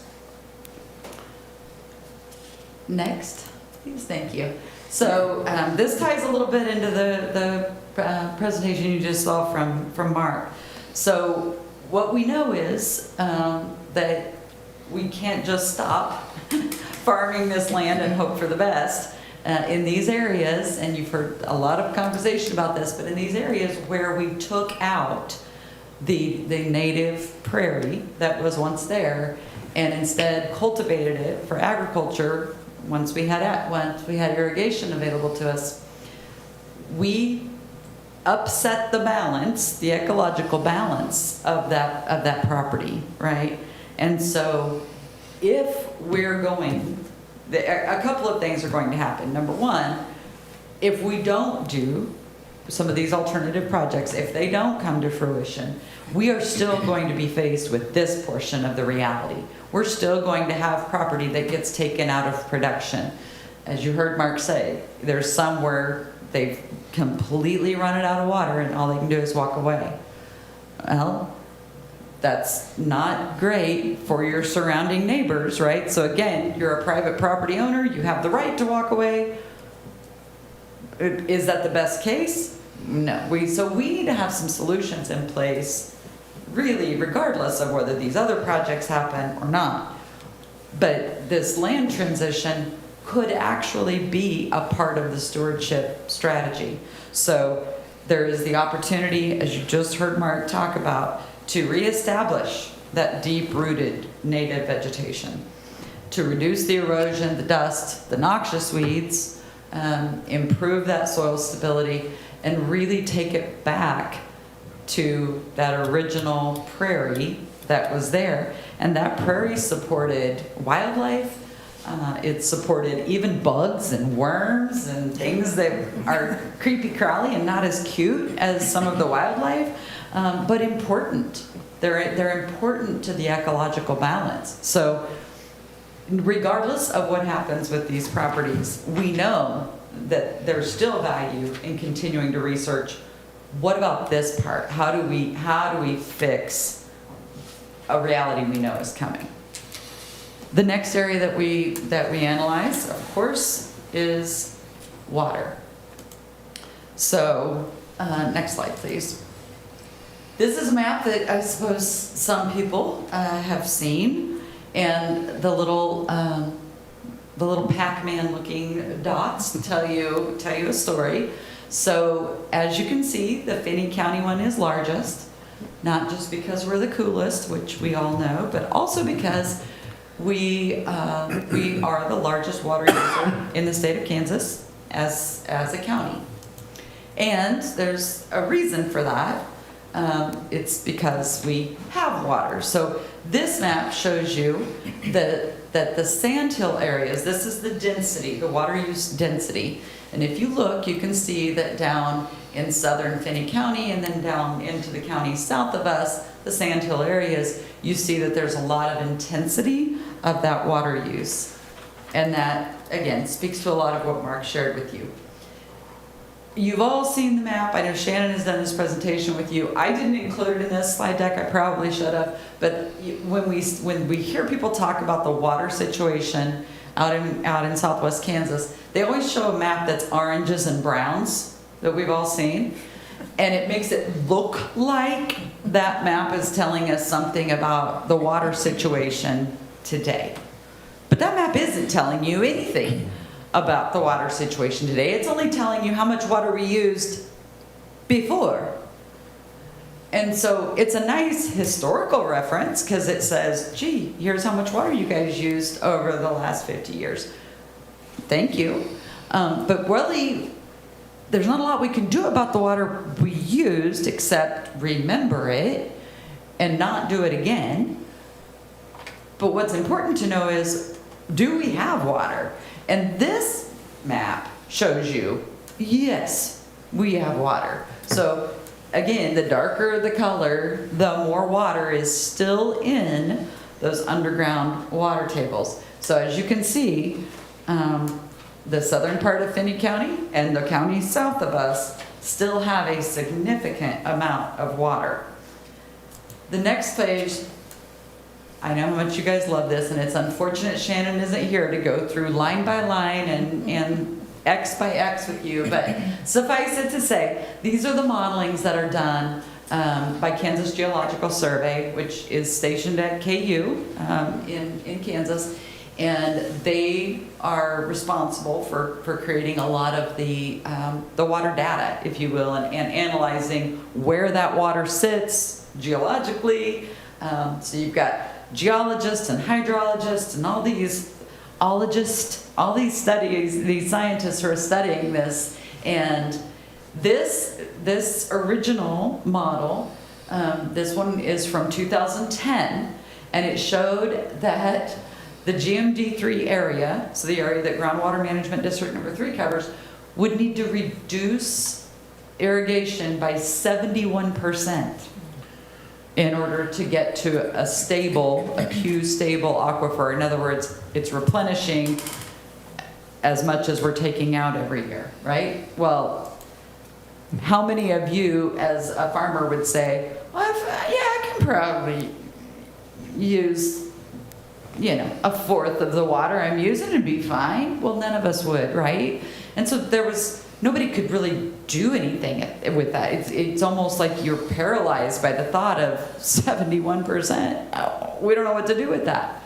Well, it's a good thing we didn't overreact to that or try to do too much, because when they went back and applied other information that was out there and new data sets and new collection methodology, when they redid that same model in 2022, they said, oh, hold on, it's only 22% now. Now that we know more, it's 22%. Well, 22, 27%, that's a lot easier number to hear. And it really starts getting people interested in, okay, wait, maybe this is starting to get doable. To Mark's point, maybe it's doable. We should look, right? So go back a slide if you would, Scott, just for a second. Back the other direction. Trying to. Arrow back. Thank you. All right, so I just want to call your attention if you look here. So on that 71% estimate, right? You see, we're talking about acre feet, and I want to be sure we mention this a lot, because I think this is really important for people to understand. So at that point, like I said, they were saying we needed to reduce 1.45 million acre feet. An acre foot doesn't mean much to everybody. So when we translate that to gallons, that's 472.48 billion gallons of water that was suggesting we would have to quit. Next slide. Here, when we go down to its 450,000 acre feet reduction, that is still 146.63 billion gallons of water. So we're talking about a lot of water, no matter who you are. Excuse me for interrupting, but is this just for Finney County, or is this for the whole state of Kansas? No. Those charts are for the GMD3 region. Okay. So it is a very defined region. It doesn't move. It is the GMD3 region. Okay. So we are looking at apples to apples when we talk about the two plans and all of that. But yes, no, it's not just Finney County. It's the Southwest region. Okay. All right, and so the next slide, I guess, touched on that again. 1 acre foot is the amount of water it takes to cover an acre in 1 foot, right? And so an acre foot is equal to 325,851 gallons. So really important to hear that, because when we talk about industry, we talk about the gallons they use. When we talk about agriculture, we talk about acre feet. So really important that we have a mental picture in our mind of what that actually means. All right, so the next slide, you can see that when we looked at the first proposal that came to us that had both an energy footprint and a potential data center follow-on user located on that footprint, the area they were showing us currently has been pumping 10,000 acre feet of water every year. And I have people say, well, yeah, but it's not every day. The farmers don't water every day. It doesn't matter. It doesn't matter, right? What matters is that it's getting pumped out of there. And if we're using a year as the measurement tool, which as humans, we have to have measurement tools. So if we're using a time period of a year and every year it's using 10,000 acre feet, it doesn't matter if it's every day or every 15th day or they only pump it for 2 months. It's still the same amount of water that's leaving the water table, okay? But that 10 acre feet is 3.26 billion gallons of water a year that is currently being pumped on that. When we looked at the potential transition use, again, the energy projects and a potential data center, their estimates are even lower than this, but we assumed, okay, let's just say even half, because the estimates they gave us are less than half of half. Well, we didn't want to get too excited about this, but even at half, if we're talking about 1.63 billion gallons of water a year, are we going to consider that? Yeah, we're going to consider that. That's pretty significant, right? All right, the next thing that we had to consider, current industry concerns. So let's talk about Holcomb Station. We've been talking for years specifically with Holcomb School District and in a broader sense with the city of Holcomb, about the coal plant in Holcomb, right? Coal plants typically have an average useful life of about 50 years. Anybody know about how old Sunflower almost is? Like 40. Yeah, it's 43 years old. So for those of us who've crossed the 50-year mark, we know that from 43 to 50 goes pretty quick. Right?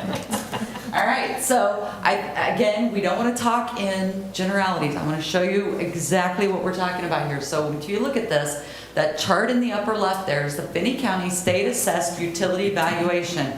Who knows what that is? That's the large energy production that the state actually assesses. They assign the value to it instead of a local appraiser. Okay, so we can always tell because we don't have a lot in there. It's Sunflower, right? That's our state assessed utility. So the value of a state assessed utility valuation went from, in 2011, was 108.6 million. In 2024, it was valued at 67 million, right? Okay, so what entity is most impacted by that? I mean, obviously, Finney County as a whole is concerned with that, but Holcomb School District is very, very influenced by that because they don't have a lot of other industry that falls within their taxing jurisdiction, right? So if you look at the taxes levied up there on the right-hand side, you see that in 2011, they levied almost $7.5 million, $7.48 million in property taxes for their schools. In 2024, that number was $5.57 million for their schools. And if you look at the bottom chart, you see that over that same period, their mill levy went from 44.4 mills to having to levy 49.17 mills. So they've had to increase their mill levy almost 5 mills just to keep up for the loss of property value within their taxing footprint. So I put those arrows on there specifically to show you. Assessed utility went down by 38%, the taxes levied went down by 26%, the mill levy had to increase by 11% and still couldn't keep ground. If you see, again, even by increasing the mill levy 11%, they still lost 26% of the dollars available to their school district. So these are very real concerns for locals. Next slide. So then here's another thing we have to look at. But are they really shutting down these coal and gas plants that we all know are the baseline power for our grid? Well, here you go. What you're seeing there is the map of all power plants that are slated to close or have closed from 2022 and projected through 2030. Oh, that's terrible. Okay, well, it's certainly a changing landscape, right? So if you look over on the right-hand side, you see their retiring generation of 93.6 gigawatts of power. That's a lot. Maybe more scary is that's 840 energy producers. So 840 plants that they're talking about will be retired by 2030. And then the next slide, we take out everything except coal. These are just the coal plants. And you see there 60.9 gigawatts retiring, 147 actual plants. So these are not out there concerns. These are concerns that are legitimately happening right now, and we needed to be aware of them. Again, we've been talking for years with the city of Holcomb and the Holcomb School District about planning for the eventuality that what if it hits its useful life and there's no value in keeping it online. All right? So next slide. So again, we've gotten through and said, if these investments come, it's possible that we actually need to keep that baseline power in place. So there's a potential to get more investment back into the coal plant, retool it, and actually keep it useful much beyond what its original useful life was. If it doesn't get that investment and isn't kept online, could these other potentially new technologies and the investments in those help to offset the loss of the jobs at Sunflower Electric, as well as the tax revenues for the Holcomb School District? So there were factors on both sides of that we needed to consider, but we did know either way, waiting until it closes, or we hear that it's definitely going to close, isn't a strategy, right? The question really isn't, do we plan for a disruption? It's whether we plan early enough to actually shape what happens after that disruption. The next thing we looked at was federal policy. We can't ignore this. Very important to realize that there is a lot happening at the federal level. So if you look here on the left, I didn't make that graphic. That is the cover of America's AI Action Plan. And this was from July 2025. And as you see there, just a blurb from that says, America's path to AI dominance depends on streamlining permitting, strengthening the grid, creating the workforce, and building AI infrastructure. So next slide starts with a note from President Trump. You're all going to have all of these documents, so you're going to have all this information. But I think what's important to note there, at the very end, he says, to secure our future, we must harness the full power of American innovation. So it's obvious this is a big initiative for this administration, and for good reason. So when we go to the next slide, again, these are all components of this same report, but winning the AI race will usher in a new golden age of human flourishing, economic competitiveness, and national security for the American people. Next slide. They pledge to remove red tape and onerous regulation. And if you look at the bottom there, we need to build and maintain vast AI infrastructure and the energy to power it. To do that, we will continue to reject radical climate dogma and bureaucratic red tape, as the administration has done since Inauguration Day. Simply put, we need to build, baby, build. We've all heard that. And then on this one, finally, we must prevent our advanced technologies from being misused or stolen by malicious actors, as well as monitor for emerging and unforeseen risks from AI. Doing so will require constant vigilance. So the folks who say, I don't even think we need AI, I would tell you, I think there's a very different thought out there from the folks who are closest to this, and we're going to get a little more information on that. So then we talk about the state policy. So last year, not this legislative session, the previous legislative session, the Senate passed, drafted, and then subsequently passed, which was also passed by the House and signed by the governor, what they call Senate Bill 98. And what it did was establish a 20-year state and local sales tax exemption designed to attract large-scale permanent data center development in the state of Kansas. So not only is the federal government telling us this is a big deal, the state government is weighing in and saying, hey, we also agree it's a big deal. We need to be looking at these opportunities.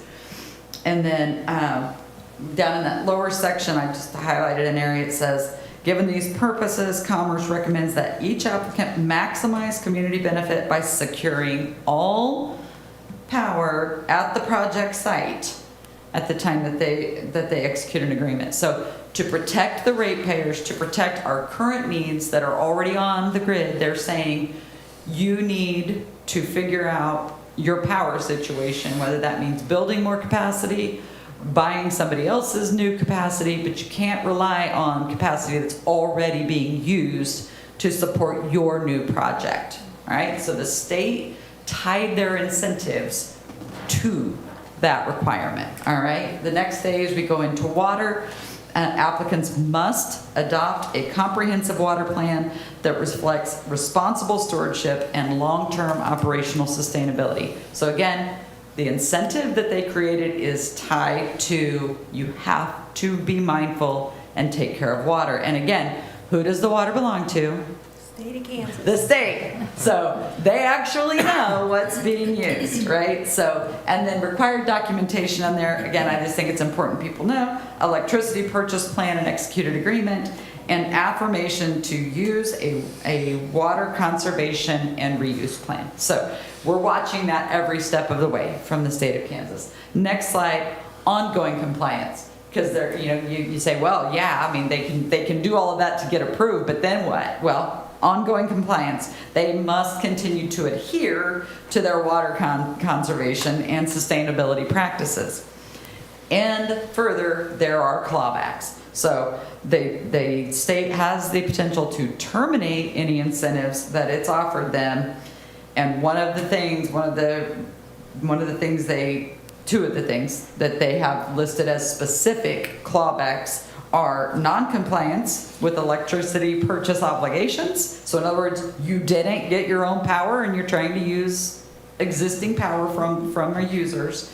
And number two, non-compliance with water conservation commitments. So it is not a here's your money and thanks for coming and we're done looking at your project. It requires ongoing compliance, and we can claw back any incentive from the state of Kansas if they don't continue to comply. All right? So next slide. Then we had to look at, okay, what about some of these proposed transitional uses? Specifically related to the modern data centers, when we started looking into that, major operators are going all in on finding ways to be more sustainable. So I've just got a few of them highlighted here. We have all of these in a database manual at our office. We also have them available digitally, so people don't have to go do their own research if they don't want to. If you reach out to us, we can share these with you digitally. You can come by the office, look through the printed materials if you'd rather do it that way. We're happy to accommodate that. But what we found was there is definitely a proof of possibility. So the next slide tells you there are hyperscale operators who are already changing their water practice. And we just listed a few of the majors, right? Microsoft, Meta, Amazon, Google. They've all made big commitments. And they're all operating centers now and able to show that their technologies are working. So the key takeaway on this is that, number one, water belongs to the state, and we always know if it's being used and how it's being used. It is measured all the time, so we know exactly what's happening with water. So for Finney County's process, we specifically created it to require site-specific proof. So not just if you build it anywhere, we're saying no, if you build it specifically on this land, because what we need to be able to know is how much water are you offsetting from the current use to the new use, and how are we going to hold you accountable to that? So we're not going to rely on old assumptions or data centers that were built 20 years ago or even 5 years ago. The technology is constantly changing. We're going to rely on their specific design, and we're not going to worry about what somebody might have heard about data centers, okay? And that is the plan that's in place, the process that's in place for Finney County. Another point of analysis from that transition use was, we do know that we have a lot of areas that are, again, sandhills. And if you're taking them out of active production, you have to do something new. You can't just walk away, as you well know. So you see, there's a few pictures in there that you might have already seen this morning. Thank you, Mark Saxon, for that. So what we know is, again, it's possible while we still have sufficient water to reestablish those prairie grasses, and we need to do everything we can to push for that. And why should the research happen here? Well, we would tell you, if you look at our little purple blob there in the center of the country, that's the footprint that we reach from Garden City as the center of that economic region and hub. That is a large footprint. It is the center of the country. And this research should be happening here. You just heard Mark say, we have a different ecology even than they have in Ford County, right? The hydrogen storage, our storage table underground is at 1,500 feet underground. You go just a little bit east of us, it drops to 2,500 feet underground. So a lot of the emerging technologies related to hydrogen, even those things, we are different than the people just a little bit east and the people west. So it's important that that research and innovation happen here where we can actually apply it and where we're actually impacted by it. So if we're going to study water and energy, sustainable agriculture, prairie ecology restoration, sustainable animal agriculture, and government adaptability in the digital age, that should happen right here where it matters and where we can actually affect change by understanding it. So the process we created, again, our role is not to be cheerleaders for specific industries. Our role is to analyze, and provide data and facts to the electeds. That is what we do, to the policymakers, right? So we have to look at a plan for all of the sectors. That's agriculture, manufacturing, healthcare, education, retail, service. Every industry that's here, we have to be paying attention to, and we have to be determining what we need to do to protect them, to help them grow, to make sure that they stay in place and generating that economic opportunity. So our obligation is to do the work before the community is forced to live with a decision that gets made somewhere else. All right? So the process that's in place, it is not a done deal. None of these projects are done deals. You all are aware of that, but we have the special use permit framework in place. That is just the land use piece. All that is saying is, if appropriately designed and you meet the requirements that we've set forth for that use in this zoned area, this is an appropriate use. That is the sub-stage. That's it. Special use permit just says, yes, we agree it's an appropriate land use as long as you build it the way our requirements are designed. Having that permit in place is the only way we get to the next step. These projects are not going to share their specific designs with us until they know there's at least a chance that they could locate here. So once they have that, yes, we do think it could be possible for you to build it here so long as you meet these requirements. That's when we actually get to see their plans, right? Now, we got to put a bunch of rules in that what you have to do to make it buildable. So water savings, prairie restoration, vegetation, road impacts, workforce impacts, housing impacts. We have all of these things, right? So we have a lot of requirements built into this review process now that allows us to make really good decisions. So when we're talking with the elected officials, the policymakers, they know this work's been done. Here's what's possible, and here's what we expect from this project if you're gonna let them move forward, okay? So again, not a done deal. It's just a process for giving us that full disclosure, allowing us to analyze it, and allowing us to hold folks accountable to any design they bring to us. And again, it asks the right questions up front. It's asking about their power generation, their water, their cooling systems, and water use, full water use analysis, sound, lighting, fencing, all the things that people get concerned with. All of that gets analyzed during this special use permit section. So after a special use permit Then when we go to the next step, that's where the real heavy accountability work will come in, right? So on that next slide, you see that that's where we're really going to dig in on the water, the cooling, prairie restoration, jobs and investment, roads and construction, community benefits, research engagement, emergency personnel, all of those things get put in here. So again, the special use permit just says, can this be considered here? The development agreement phase is where we say, what has to happen before you can actually build it? No construction permits, no go build it, nothing will happen until a development agreement is in place and they've applied for a construction permit. So the special use permit phase is the phase where we all get to get educated about the project. And then we determine if it goes to the next step. All right, so things that are really important. Information integrity. This is so important. And again, the little image there on the left of the screen, this is from the annual threat assessment provided by the national intelligence agencies to the White House and to Congress every year, okay? So this is the annual threat assessment. We're just gonna pull out a few things that I think are really important for people to understand.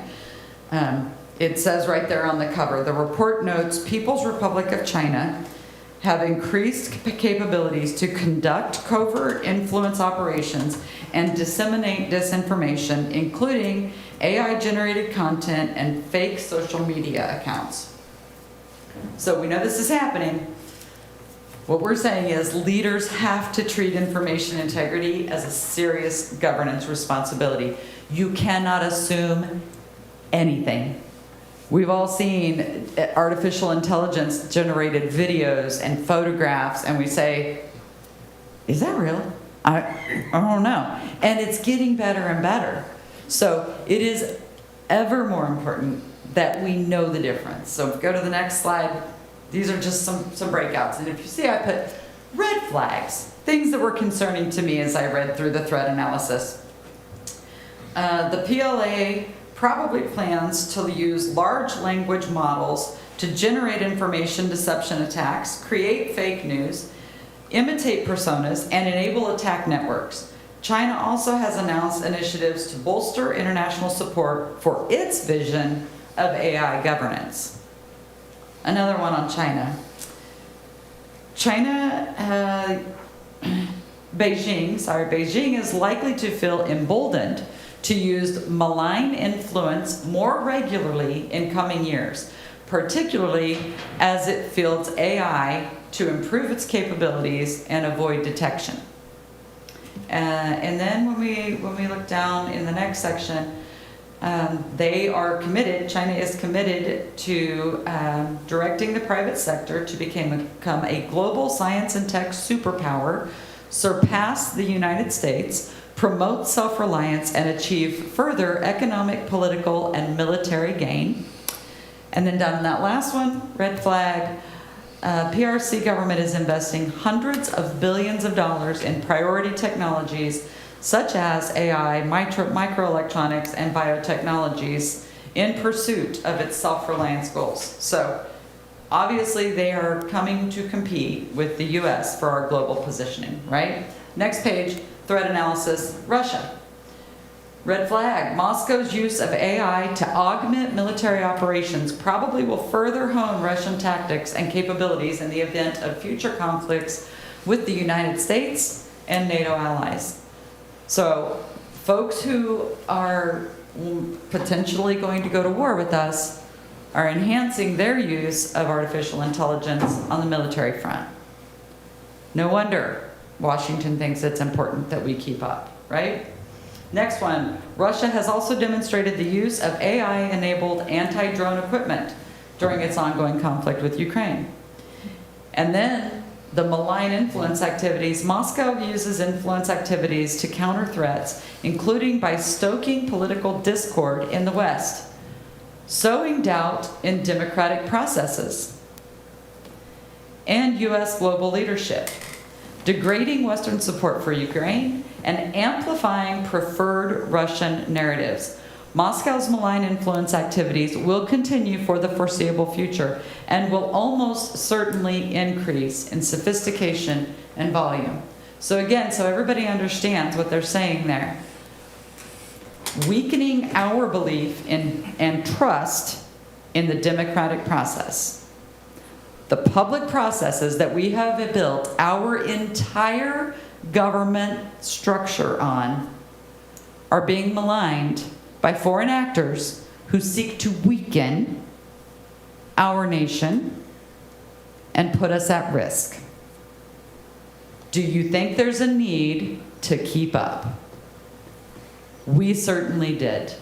They convinced us that it was that important. All right. And what does that mean if you do have these misinformation, disinformation campaigns that are going on? Well, what often happens is that you see things happen with social media. Echo chambers are one of the most disastrous things that could possibly happen because of social media, unfortunately. Echo chambers have been around forever, right? You hang around with a certain group, you go to coffee with the same 5 or 6 people for day after day after day, and pretty soon you guys all start to sound the same. Have you guys noticed that before, right? It happens. It's called an echo chamber. We talk with people who are like-minded, and we assume that because the 5 people that I'm sitting with agree with me on everything I'm saying, everybody agrees with everything I'm saying. That's crazy. Well, but you didn't actually talk to the other 100 people. You only talked to the 5 people who you already know agreed with you, right? So that's part of confirmation bias. I want to spend time talking to people who agree with me because it's a friendly conversation, and I feel good when people say, "You're so smart to think that," right? So we've got a mix of psychology, technology coming together with intentional malicious intent behind it.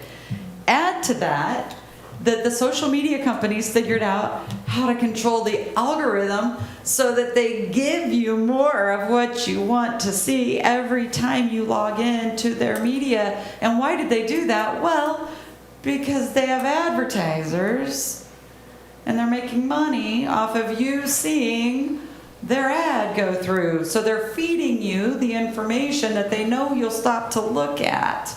Because you mentioned one time you might need to buy shoes, so now we're going to show you 700 shoe companies in your news feed, right?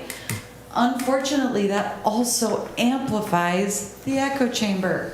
So one little idea takes root, whether it's true, not true, planted by Russians, planted by the Chinese, we don't know, but it takes hold, and that's all you see in your feed. Because it's not showing you the other 1,000 people who are sharing a different idea or a different opinion of that same thing. Because they know you only want to see people who agree with you. So they keep showing you people who agree with you. And then we have people who say, well, I want to respond to that because I know that that's not true. And I say, right, but you can't, because this isn't like human conversation. It's not like you and me having a conversation or going to coffee where we can rely on social norms and we can rely on the effects of accurate communication. No, instead, when you comment on their post that is feeding the algorithm, you're feeding the algorithm. So you can't interact with it, right? And I know it gets really, really challenging, but it's just the way it is. So how do we know that we're not dealing with somebody who's just the victim of an echo chamber? We can distinguish from genuine concern from those who are under the influence of social media, if you will, okay? If they're genuinely curious, next slide please, Scott. They're genuinely curious, they're asking questions, they're requesting data, they're engaging in conversations, and they're bringing additional ideas to the table, and they are likely acknowledging uncertainty. I don't know for sure yet, but I'm interested in learning more. We've all heard that a lot over the last few months, right? If they're already bought into the narrative and they're trying to control the outcome, they're repeating it's a done deal, even though there's evidence it's not. They're ignoring the current irrigation baseline. They're dismissing the processes that are being created as conspiracy. Again, Russia and China are trying to get us to not support our democratic processes anymore. They're trying to rip that apart. This is a great way to do it.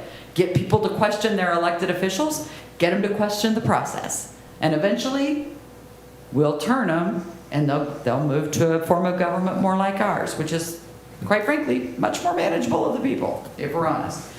They accuse staff and elected officials with no proof, but they will make wild accusations.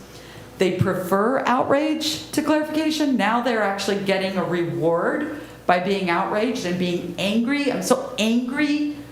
They're getting reward for that in the algorithm, in the folks who are interacting with their posts.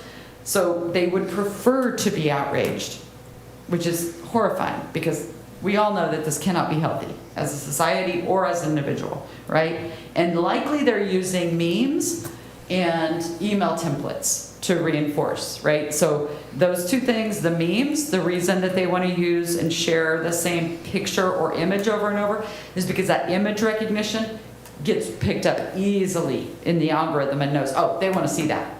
And they're going to show you every time anybody has that up. And then that reinforces to you that it must be true. I just saw it again, right? Still not true, still not true, just more prevalent, right? And then again, the email templates, you'll see that a lot now where they're sending you an email that looks like it's from somebody you know. What you'll find out is they've just set a bot, or literally, when we say bot, we're talking about a digital robot. They've just set a bot to use this email and send it to the county commissioners, the city commissioners, you name it, and change the name as to who's sending it, modify the email address so we can keep sending it, and it looks like a different person is sending that every time. Again, if a policymaker doesn't understand that's what's happening, they fill up their inbox with 3,000 emails. Well, if you actually go back and start looking, they're not real people. They are not people who live here. They're not email addresses that go anywhere. We found one in Hutchinson where they have a Stop Data Centers campaign going on. As we dug into it, the email address that was associated with their change.org petition that they had out, as well as a Reddit platform they had going, that user identified themselves as a Reno County resident. I care about my community. This is so important. Yeah, we go do the trail back. They live in Slovakia.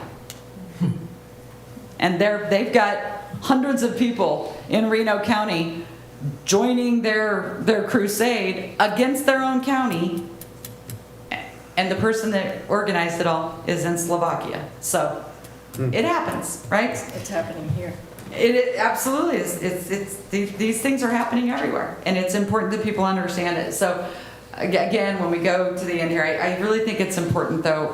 From our standpoint, it's easy to get mad. It's easy to be frustrated with these folks, but we really have to recognize that. If you go forward a couple slides there, Scott, you should be under the influence. Yeah. So there is actual scientific proof that you can be, quote, under the influence of social media and these new communication models. So just as we would say somebody's under the influence of alcohol or under the influence of drugs, it is happening with social media. There was just a landmark lawsuit that the plaintiff won, where they won against one of the large social media companies by saying, you controlled what I saw in my feed and it created mental health challenges for me. Because I was a teenager when I was exposed to it, and they won a sizable lawsuit. So this is real. There is scientific evidence for this. And just as we wouldn't go to a party with one of our buddies in college, and he's had, a little too much to drink and starts arguing with us, most of us learned pretty quickly not to try to argue with them in that state, because they're not rational in that state. They're not reasonable. So if we argue with them or try to engage with them when they're under the influence, it's really just an exercise in frustration for you. And quite honestly, you're just creating more dig-in for them. They're going to push back further. We end up in cognitive dissonance and all the other things that tie into psychological reactions to that. So what you should do for the people who are genuinely curious, be open, be kind, be transparent, share as much data as we possibly can with those who really want to know what's happening. But with the people who are chronically activated, assume they're under the influence, and you need to lower your expectations for them. I see so many people, we have people call in the office saying, I know this person and they're not stupid, and yet they're saying all these things that aren't true. What do I do? Just don't engage with that. You are battling a whole lot of things besides just a social media post here. Just know that. There's so much going into that. So we should be compassionate. We should recognize that. That compassion, on the next slide there, tells you, that doesn't cancel accountability, right? So again, give facts and documents to the people who are interested in it. But do know that for those who are under the influence and maybe getting more and more riled up, just because we know there's a legitimate cause for that, that won't cancel the accountability, right? If they choose to make bad decisions, they could still face challenges from that, right? So there's still civil exposure for defamatory false statements, legal consequences, obviously, for unlawful threats or any violent acts. So being under the influence of the platform doesn't erase the accountability, but it's not on you to police that. Let it go. Let them do what they do. Hope that they can step away from that screen long enough to get actual information and data. Don't vilify them, but don't be ruled by them either. Keep the process open, factual, documented, and disciplined. So we can skip that next one. Our next steps, so you all know what's happening. We still believe that it's very important that we have good information available for people. So to that end, I have spoken at multiple social groups, coffee groups, sorority groups, civic organizations. Happy to speak. After our annual meeting, when the newspaper covered it and Scott had a story out, everybody was like, I want to learn more about the energy and the data systems and all this stuff, right? So we are happy to come and speak with your groups. We love it. It's a great opportunity. We will also have what we're calling a data room at the office. So all of the data that we've relied on to analyze, all of this information will be available there if people want to come by and look at it. We also have digital links to all of this. We're happy to share with folks. So reach out. We're happy to share that information with you. Obviously, we're going to continue to work with our partners because there's a lot of things that if these projects are successful, there's a lot of things we've got to be working on. We're working with the county and county council to ensure that we have the development agreements designed, the process for the development agreements designed to the place where we can get maximum benefit and maximum accountability. And then we're really continuing to focus on this research campus track. We really think it's important. As you know, we do not have four-year university presence in Southwest Kansas. We are our own economic region. We are our own ecological region, and we deserve to have research that is completed here and applied here to ensure our future positioning in the digital economy of the future. And then again, preparing for the consequences of the potential growth, making sure that because most of these projects, if they happen, are going to fall in county, Garden City Community College, USD 363 taxing jurisdictions, but impacts are going to be felt in USD 457 in the city of Garden City, in the city of Holcomb. So how do we make sure that those revenues from these projects get used where the impacts are felt? We believe we can do that. We're a community that's positioned to do that because we've proven for generations that we know how to work together, we know how to partner, and we know how to take care of one another. So all of those things are taking place. Your staff is leading those conversations. We're at the table for every bit of that. We're going to continue to be at the table for every bit of that. And we're going to make sure that this process is transparent and that we're sharing as much information as we possibly can and making the best decisions. If it comes down to it, and when we get final designs, these projects do not create the benefits that right now we're optimistic they could provide, our recommendation will not be to do the projects. If they don't improve our situation, we're not going to recommend that they be approved by the governing bodies.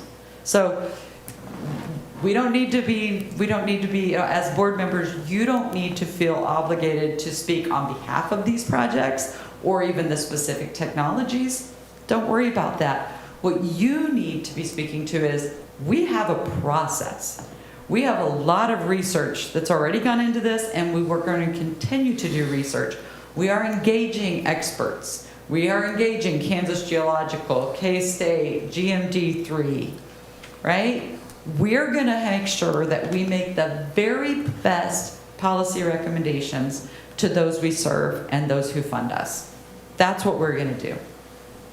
We don't have to speak on behalf of any of the projects or anything else. All we have to defend is, this is a great community. We're designed to handle this kind of growth if it comes, and we know how to do it. Any questions? All right, we just finished here with that last slide that says, a serious community does not wait for the future to happen to it. It establishes standards, it asks hard questions, it protects property rights, it demands accountability, and it chooses its hard while it still has the leverage to shape the outcome. We're blessed to live in Finney County. Thank you. Thank you, Lana. Man, that's That's incredible. Very good. mind-blowing.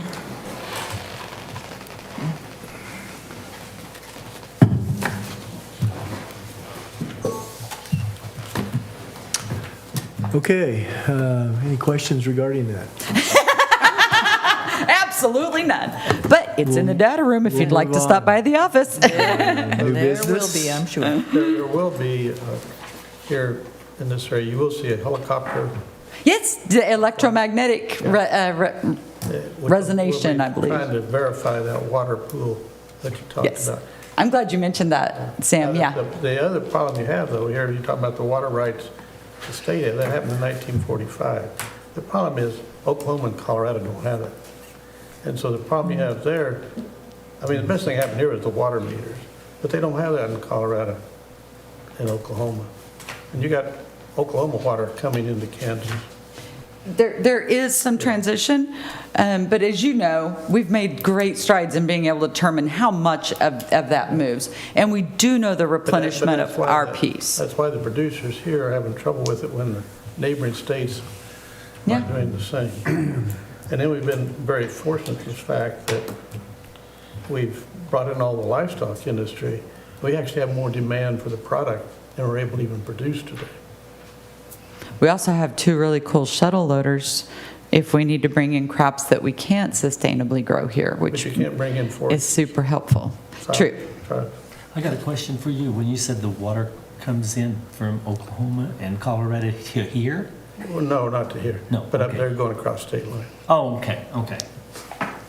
And we're going to give you so many opportunities, guys. Just like we had Mark come in this morning, you're going to get opportunities to hear from Kansas Geological Survey, from K-State, from all the folks who are the geologists, the hydrologists, all of But them. I've We're going to also- bring them all in to share information with you. I've also heard there's some thinking that they could do a lot of this data center from space. There's conversation about being able to do it in space. Yeah. Yeah. You mean, Yeah. and satellite dish, you mean? Yeah. Yeah. That'd be interesting. It would have to have a defense system with it. Shot out of the sky. Do we need executive session today? Not unless you all feel like you need executive session. We Already had can. it. I would like a 5-minute. Okay. You want to make a motion? I would make a motion for that 5-minute. I'll second. Second. Been moved and seconded to have a 5-minute executive session. All those in favor, say aye. Aye. Opposed? Motion carried. Thank you, staff.